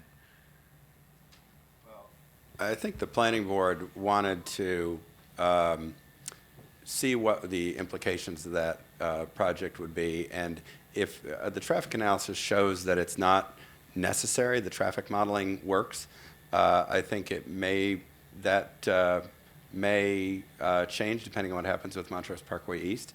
But in any event, we wanted to make sure that whatever happens there, that it not be done in such a way as to disrupt the neighborhood. If I could be totally blunt, please, I would say that the Randolph, Georgia interchange leaves something to be desired in that respect. It is rather intrusive. And while a below-grade crossing is better than flyovers with big ramps, I think we could all agree that that's not necessarily conducive to a great environment for pedestrians and for quality of place along the frontage of the shopping center and the metro station. So we would hope to, if there is going to be an interchange, that it be more in the nature of, say, DuPont Circle in DC, where you can have grade separation and yet not blow out the entire... mess up the space and the width. That's right. You don't have 300 feet of right-of-way. You have a very compact form. So really, I think the planning board was just looking at saying, we're not maybe prepared to say that it should come out of the plan, but certainly if it's built, we should consider how to make sure it's done in a way that does not do violence to the community, but that hopefully would improve the quality of place as well as meeting those traffic operations needs. Those are important considerations, and I go under that Georgia one on my way to 28 down Randolph, and I agree with you. I often think, how are you going to make it across in time, or are you even scared to even approach it? And so coming across Randolph from Georgia there. So thank you for that question, answering the question. All right, Councilmember Glass. Thank you, Madam President. Thank you for the thoughtful presentation. I, too, travel down that corridor, usually driving down there at night, and then also I take the Q buses up, so I know how it is from that public transportation perspective as well, and lots left to be desired, and lots of improvement, and you captured a lot of that in your presentation, so thank you for the thoughtfulness in which you went to tell the stories of residents who live there and who commute through there as well. And one of the points that you raised was startling to me, and it is the hawk signal at the Matthew Henson Trail crossing. And you said there's only 30% compliance with that. Can you talk a little bit more about that? And my follow-up, which I'll ask before, is extrapolate that and hawk signal awareness throughout the county, if you can. So I think you raise a good point. I would clarify the statement by saying that the compliance, the 30% compliance, was based on a one-time traffic, survey, observation by the State Highway Administration. But it was enough to say to the State Highway Administration that this is not okay. And so, and we sort of paired that data collection, those data points, with our observations and our sort of staff team crossing at various times throughout the last 2 years, and the times that people stop for you, the times that the first car stops for you and the second one doesn't, you begin to understand that there is a compliance issue there for I mean, for everyone, motorists don't always stop, but people don't always push the button. So there's sort of a compliance challenge for everyone. So the solution of thinking about a full traffic signal introduces predictability for all the users, so that you know that the light will turn red and that you have the opportunity to cross at that time. So I think that, I think SHA, not to kind of speak for them, but my impression of our conversation so far to date is that, there are some challenges with the flashing beacons because they operate differently in different jurisdictions. And, people in Montgomery County are often driving through the district or through Virginia, and the signals might operate differently in those locations. And so that is a concern. And the idea of moving forward to a full signal, again, sort of establishes predictability. And so when SHA comes in and said, this is the problem solver, was it Park and Planning that did that observation, or to see how effective that signal was? If I may jump in,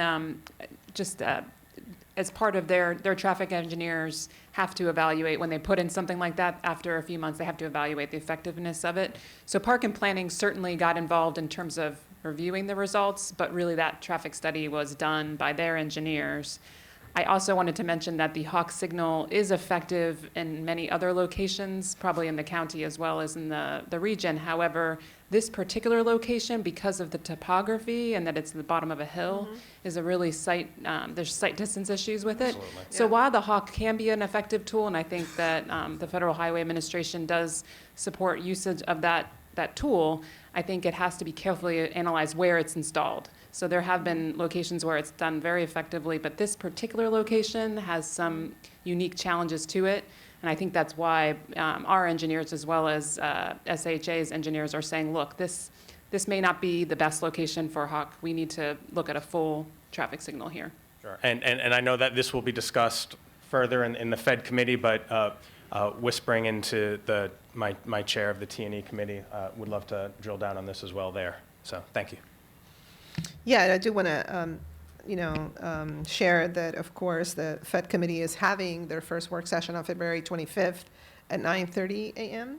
And so as we are gathered here, many of the questions, if you have deep, questions are going to be more complex, et cetera, please clear your calendar and mark this on your calendar, because that's when the council then begins its very deep work on these issues. And doing a time check, because we still have public hearings at 1:30. Just want to remind everybody, I know I'm clearing my morning so I can be there, so everybody's welcome. All right, Councilmember Friedson. Council President, quickly, I think, I look forward to getting into the details of this on the Fed committee, but from a global context, I think it's really exciting of having a master plan with Vision Zero, and the idea that you shouldn't be taking your life into your own hands when you're crossing the street, and that it shouldn't be a life or death exercise biking to work. And I think it really demonstrates, just watching the materials that you presented us here, it's a reminder to me of what can be done with modern approaches, even within existing rights of way. I mean, you weren't talking about changing rights of way or making dramatic, extremely costly things. And so in the broader context of, thinking about how we modernize land use and transportation in ways that, within existing rights of way, and do it in a way that, gets us to the behaviors that we're looking for, without, to Chairman Reamer's point, blaming people for what they're wearing or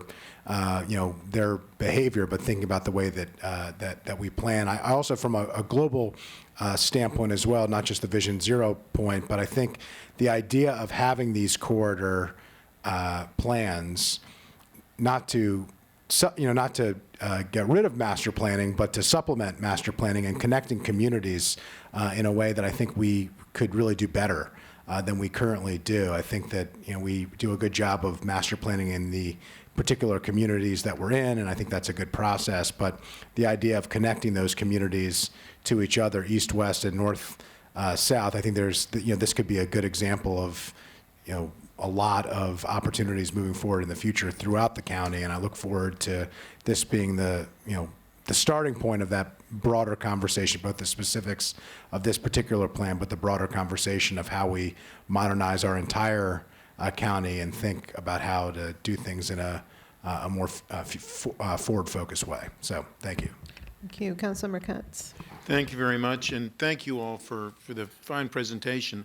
I attended either, I think it was the first or the second community meeting that you had. It was very impressive. You had a lot of people who were engaged. You had the tables out, and everybody was giving their viewpoint, and that in itself was showed that people, A, cared, and B, were certainly concerned about what's going on there. And I do think that you've done a very, very good job. I mean, obviously, the details are going to be worked out through the committee work and the public hearing that we have.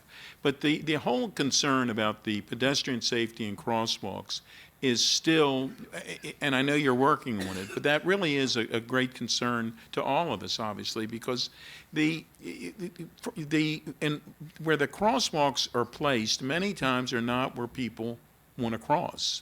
And, you know, it's the old story that if you really want to figure out where you should put a sidewalk, figure out where the beaten path is there already and put it there. And so I think we need to do some of that if we can. We have to make certain it's safe, but if we put the crosswalks too far apart, people are going to do just what those, the person on the bicycle and what the person who was walking across, they're just going to go right where they were and run across and hope, you know, that everything works out.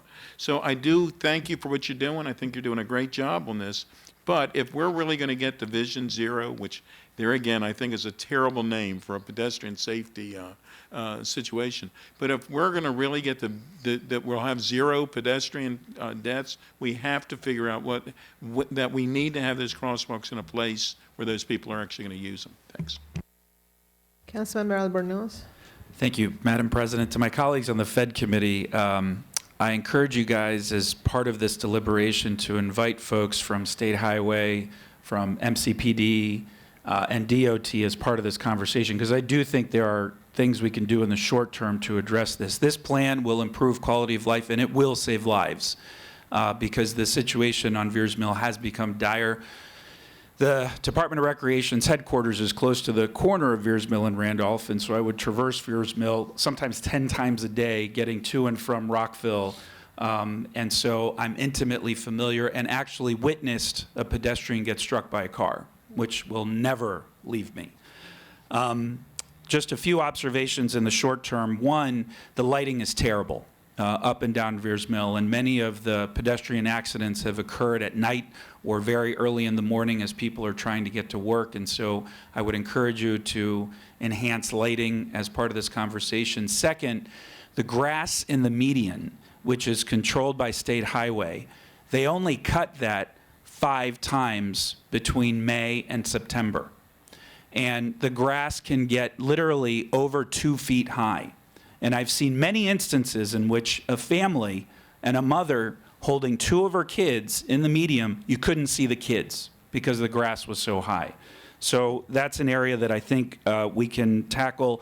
I don't believe there's a single speed camera on Veers Mill. I've never seen one. And so enforcement will be an important component in the short term as we address this issue. And I also have observed a large amount of distracted drivers going up and down Veers Mill.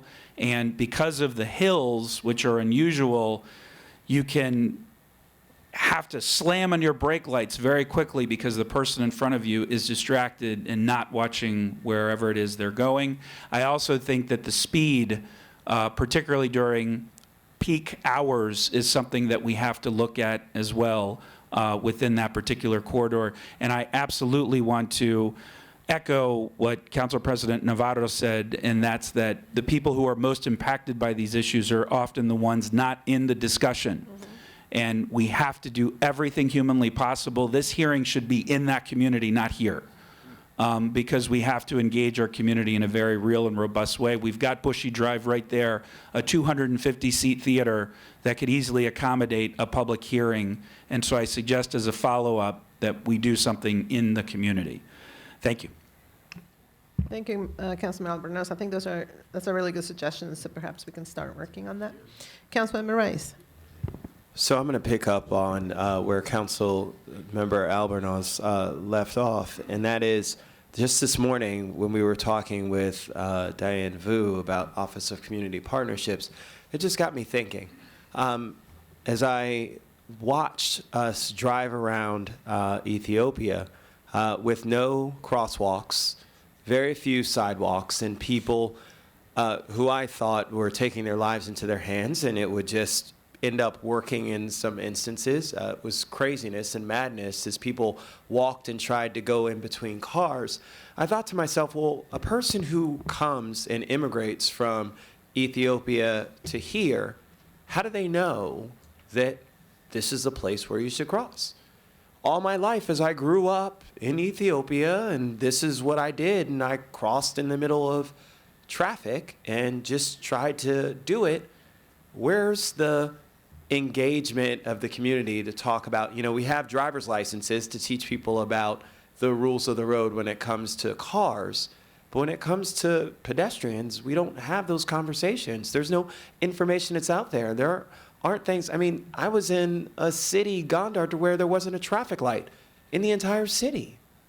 And so how do people then learn that these are the safe places to go, that this is how we should egress? And a lot of the folks who may be first-time immigrants to the community who are using public transit, and so they finally figure out, okay, this is how I use the bus or whatever. Just think, look, this is a place to cross the street. And so that room for community engagement, that room for us to do more when it comes to educating the public about how we can try and keep people safe, I don't see that. And so that's the place where we can do more, I think, because we just assume. We just assume that everybody is going to look up online and figure out what the rules are for here in the States, and that's not the case. So separate from all the folks who may be doing it because this is the most convenient and easiest and those kinds of things, but knowledge is a lot of this in terms of just, I didn't know that that was a crosswalk. Who's telling a person, hey, who's just come here, who doesn't have a crosswalk in their town or their city, this is a crosswalk, this is where it's safe for you to cross versus there where it's not. And so I think that being able to partner with, an organization or a department like OCP to create some kind of something that, is language specific, but that gives people rules of the road and information like that for pedestrians, I think would be important and would help to, get some of that information. But in addition to all the things that all of my other colleagues have said, but that's just another piece of it that I'm just thinking about that's fresh on my mind. Thank you, Councilmember Rice. I just wanted to point out that many people who have lived there all their lives don't understand the traffic laws. And state law creates unmarked crosswalks at many intersections. A lot of people don't realize that. So the pedestrian has the right of way at many intersections, even when there's no striping, and a lot of drivers have no idea. So it's not just people who came here from somewhere else with a different driving culture or legal regime, but even some people who've been here for their entire lives need some But education. there is definitely a driving culture. And I know that I've had these conversations a lot in the Latino community because even every country has a different driving culture. And sometimes, I have driven in Caracas, a 5 million, city of 5 million people, and there is this understanding. And then you add into this region so many people from so many different countries with a particular understanding. I was in Delhi as well, which is just boggles my mind how extraordinary people are able to not follow the lanes, but yet not get into accidents or just drive around the dog that is just taking a nap in the middle of a city roundabout. It's amazing, and there is no doubt that that plays into our consideration. Very good point.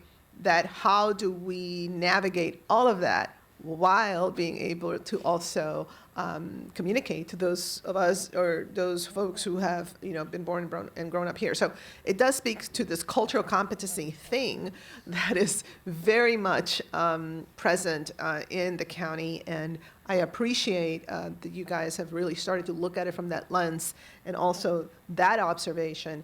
It is absolutely an issue. Absolutely an issue, and we can't just gloss over it.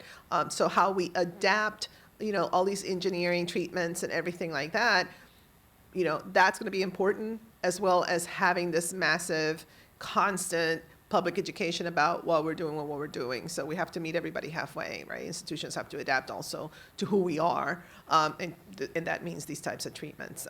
So this is really exciting. Councilman Bernal is going to have the last word before we go to lunch. Just final point, to elaborate very quickly on the incident that I observed, it was somebody who was crossing to try to catch the bus across Veers Mill. And so people that are risking life and limb probably to get to work on time. And so it's, as you factor into the planning, I'm certainly not an expert, but I agree with making it much more mobile friendly, but just acknowledging that in some way as people try to get to physically the actual bus, that has to be factored into the safety concerns. Definitely. Well, thank you so much. I look forward to the tour and look forward to the February 25th at 9:30 a.m. first Fed session. Thank you so much for all your work. We'll come back here at 1:45 for public hearings. And as everybody knows, 1:45, and everybody has heard, we have postponed the public hearing tonight because of the weather, and I believe the federal government has already announced that they're closing 2 hours early or so. So something to think about. Please, everybody be safe, and we'll be back here at 1:45. Thank you. Yeah, MCPS has already announced this morning, yeah.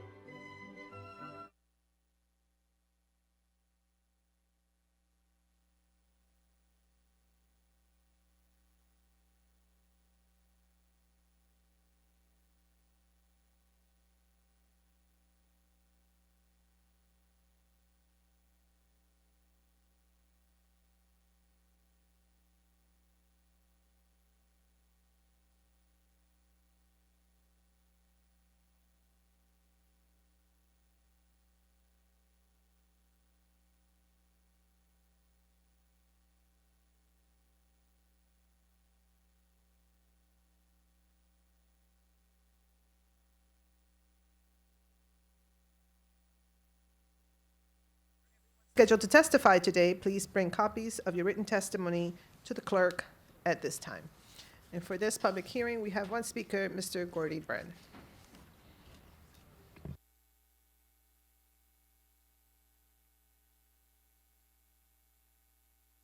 Good afternoon. Gordy Brenny with the Taxpayers League. Once a year, your busy calendar lets you ask the question, what can we afford? This is that time. Do we have to spend or reserve every dollar that's forecast?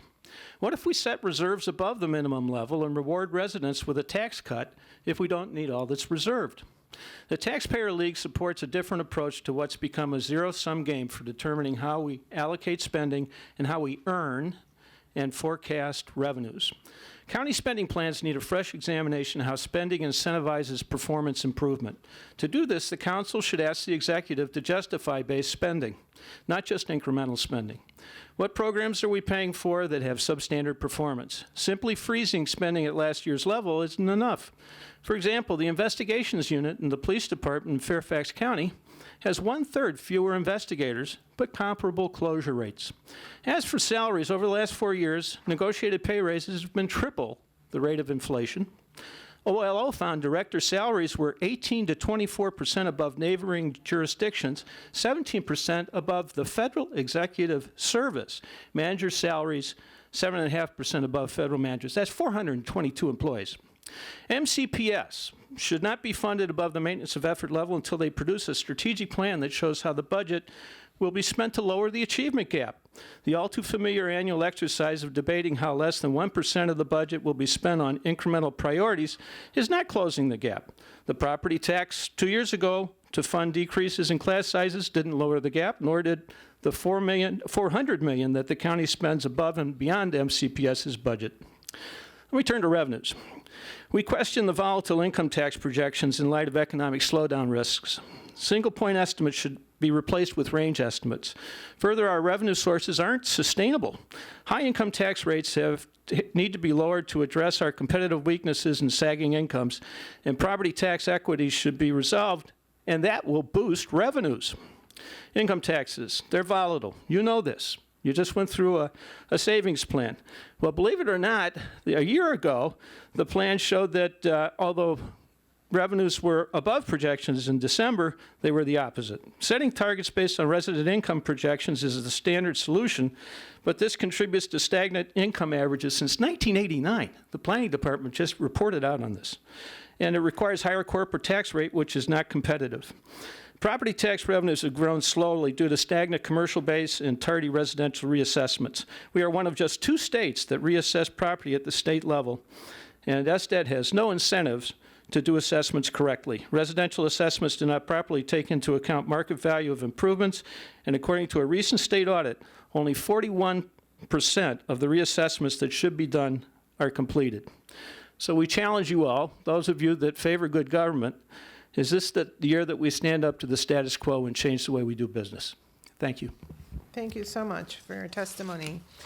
I don't see any lights. This public hearing is closed. On to item number 9. This is a public hearing on the financial assurance plan for the 2018 National Pollutant Discharge Elimination System Municipal Separate Storm Sewer System MS4 permit. A T&E committee work session is tentatively scheduled for Thursday, January 31st.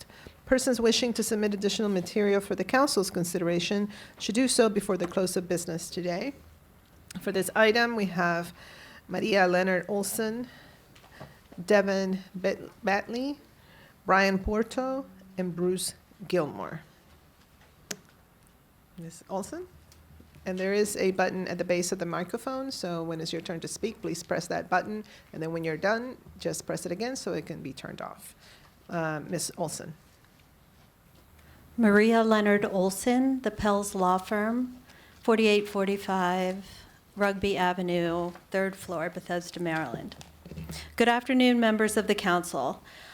I'm with the Pels Law Firm testifying today for Ben Porto and Son and other citizens regarding county errors in its MS4 calculations and classification methods that otherwise would have allowed the county to meet its MS4 permit requirements more quickly and at less cost. These errors also unfairly affect the county's water quality protection charge excise tax assessment. For instance, Porto's entire 21-acre property could be counted toward the county's MS4 permit requirements and should not be included in the county's impervious surface calculation. Porto's property is permitted by the state and county as a mine, but the county has ignored its classification as a mineral extractive use in contravention of its MS4 permit guidelines. Mines are in an almost constant state of flux. The quarry pit and dirt roads move as the natural resources mined. Quarries, like agricultural property that are exempt from stormwater management, should be excluded from the county's total impervious surface calculation pursuant to its permit. Further, impervious acres treated guidance allows the county to exclude from its impervious surface calculation the land area of properties with NPDES permits. Yet, the county has been using a stormwater fee that does not give meaningful credits to properties that have such controlled impervious surfaces. The county likely did not deduct the impervious surface area of properties that are exempt by state law from stormwater management. Thus, the county may have reported to the state an unnecessarily high impervious surface calculation of which it was required to restore 20%. The county likely also failed to deduct properties that had their own NPDES permit or a permit under the state. The county could have met its true MS4 permit prior to December 31st. If so, the county may not have had to enter into a consent agreement costing county taxpayers $300,000 above the WQPC, interest payment on bonds, and more. The county should request from the state a baseline modification and factor this into its new permit. The misclassification error also has caused the county to fail to give exemptions or acceptable credits to the county's last remaining minor quarry, despite the fact that mines are one of the most regulated entities, has had stormwater control that has been a prerequisite to mining permits, and that Porto has a mineral mines permit under the state's NPDES. The county should return to the more equitable stormwater drain tax assessment as a real property tax instead of continuing the current excise tax, which is being challenged again in tax court. We request that the county address these issues. Thank you. Thank you, Ms. Olson. Devin Batley? Please press the microphone. There's a button at the base of the microphone. Yeah, right there. Thank you. Yes. I'm Devin Batley, President of the Lindbergh Park Owners Association in perpetuity. And the reason why I say perpetuity is because I figured out how to cut our assessments by over 50% and double our reserves. I'm pretty good with managing money. And in the water quality protection charge program, hasn't been that management. We have been trying to find justice through the appeals process. I haven't found it yet because we've been in and out of court. And my first document, this is from the circuit court, a decision in our favor saying the county has got it wrong, okay? But no, the county appeals this to the Court of Special Appeals, and of course, that in turn has just led to more paperwork. It really didn't decide anything. So we're still appealing, and we're probably going to have to go to the tax court now because the position of the law has been changed on who you appeal to now. And of course, in my testimony document, you will see how my complaints to denials of water quality protection charge credits for the Lindbergh Park Owner Association has caused the county to admit to their failures in meeting the requirements of the MS4 permit. And what I really want to point out to you is at the back of this one, yours is in black and white. At least I had a color printer. So this map's erroneous, totally, because it does not show the infrastructure in place that would enable the county to meet the requirements of the MS4 permit with proper mapping of storm drains and systems. And because of this, I really believe there's a major problem here. I just see all this money. They just keep throwing money at it. They waste our tax money by taking us to court. And I really think the Office of Inspector General should investigate this. This is a perfect opportunity to take a look at a program where nobody really seems to have gotten it together so far. Therefore, I'm hoping that some of you will feel like asking me a question or two, because I have a lot of answers. I've read the documents, I understand the documents, and plus I can also make claim to being an environmental expert. So that should conclude my testimony. Thank you so much. Brian Porto? I'm sorry, Mr. Batley, can you please push that button again to turn off the microphone? Thank you. Mr. Porto. Good afternoon, members of the council. My name is Brian Porto. I reside in a single-family home in Bethesda with my spouse, Catherine, and our 3 children. It is as a resident and residential property owner, not in an urban core of the county, that I testify today. I understand the importance of striving to better water quality. I understand the county's need for a mechanism to pay for it. However, through my research on this issue for the family businesses, it is clear that the major taxing mechanism the county relies on to assure funding for its MS4 permit requirements has been flawed since changes were made by the council beginning in approximately 2013. Is the inequities and infringement on private property rights to which I object. The 2 main changes were basing the water quality protection charge on impervious surface calculations and declaring it an excise tax for the privilege of maintaining impervious surfaces on one's property. These changes affect all owners, and especially those properties not in the county's urban cores. As Ms. Olson testified and is expressed in our written testimony, by basing property tax on impervious surfaces, the county is unreasonably and unjustly assessing the WQPC.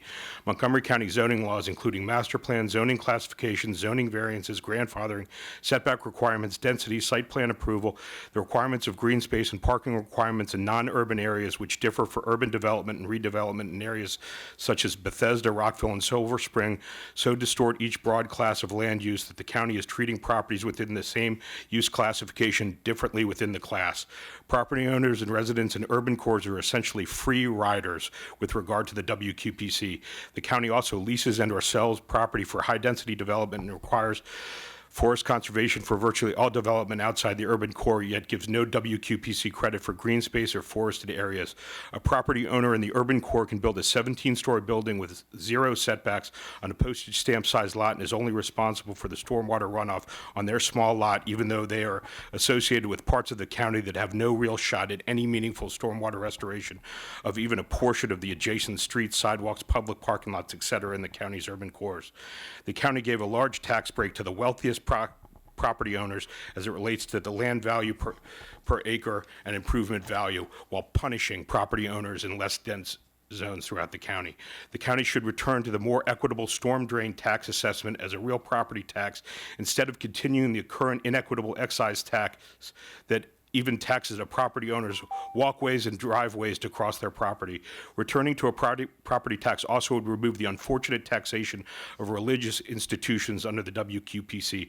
These properties are exempt from property tax, but not this tax that was reclassified by emergency legislation into an excise tax. Many citizens may find this last fact particularly repugnant. I request that the County Council address these issues and change the county's flawed and misguided WQPC legislation in the erroneous way it has been attempting to meet its MS4 permit requirements. Thank you. Thank you. Mr. Bruce Gilmore. My name is Bruce Gilmore. I'm here on behalf of the Audubon Naturalist Society. I'm here today to talk about two things. First, the overall picture of Montgomery County. Montgomery County is a leader in environmental protection, is a leader in stormwater management, and it will remain so and be strengthened if you all confirm the young man behind me named Adam Ortiz. I've known Mr. Ortiz for a decade. He is very, very able public servant. He's very capable and heartfelt environmentalist, did a splendid job in Prince George's County, and you all are very fortunate to have him. So I hope that what I just said doesn't cloud his confirmation process, but I speak from my heart. Maybe some of my colleagues would take issue, but I doubt it. Let me just say that in our statement, the issue that we raise is not so much the fine job that the county has done and the fine job that its FAP indicates. If you notice on the chart, I'm not sure what number it is, but it's the chart that projects out money that it will spend on meeting its impervious surface restoration. Extends that money out to the year 2023. That's admirable. And we appreciate that effort on behalf of the Department of Environmental Protection. In our statement, one of the major concerns that we have is that the county and all the other MS4 jurisdictions are operating on permits that have already or will expire. And the county, Montgomery County, is in that boat. Their permit has expired. And so the question is, what will be the next permit?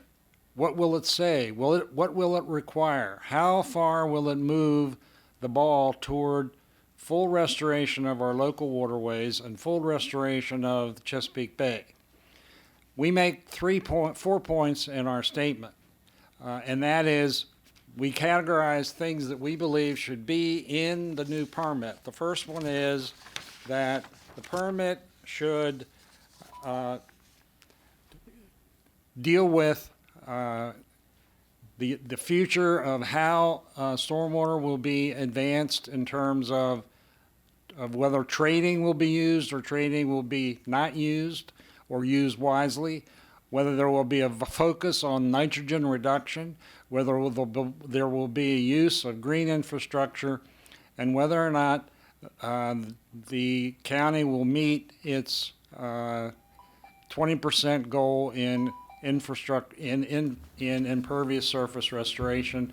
And I apologize for going over momentarily. Not a problem, Mr. Gilmore. We have your testimony, and we really appreciate you being here. Also want to once again remind everybody that a T&E committee work session is tentatively scheduled for Thursday, January 31st. I don't see any lights, so I really appreciate you being here. Thank you so much. It was a pleasure to be here. Thank you. Okay. Item number 10. Thank you. Item number 10, it's a public hearing on a supplemental appropriation to the county's government FY19 capital budget to the Department of General Services in the amount of $20,990,000 for the Rockville Core Program. Action is tentatively scheduled immediately following this hearing. And there are no speakers for this particular hearing, so I need a motion. So moved. Moved by Council Vice President Katz and second by Councilmember Rice. All in favor, please raise your hand. And that's unanimous among those present. Okay. Item number 11. Item 11 is a public hearing on a supplemental appropriation to the Montgomery County Public Schools FY19 operating budget for the Teacher Induction, Retention, and Advancement Pilot Program grant, in the amount of $500,000, 183, to improve first-year teacher retention in Title I schools. Action is also tentatively scheduled immediately following this hearing. And for item 11, there are no speakers. I don't see any lights, but I do need a motion. Second. Moved by Councilmember Rice, second by Council Vice President Katz. All those in favor, please raise your hand. It's unanimous among those present.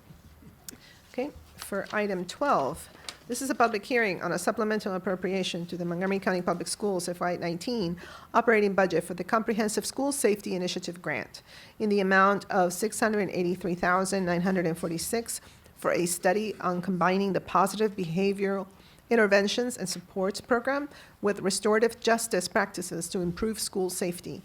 Action is tentatively scheduled immediately following this hearing.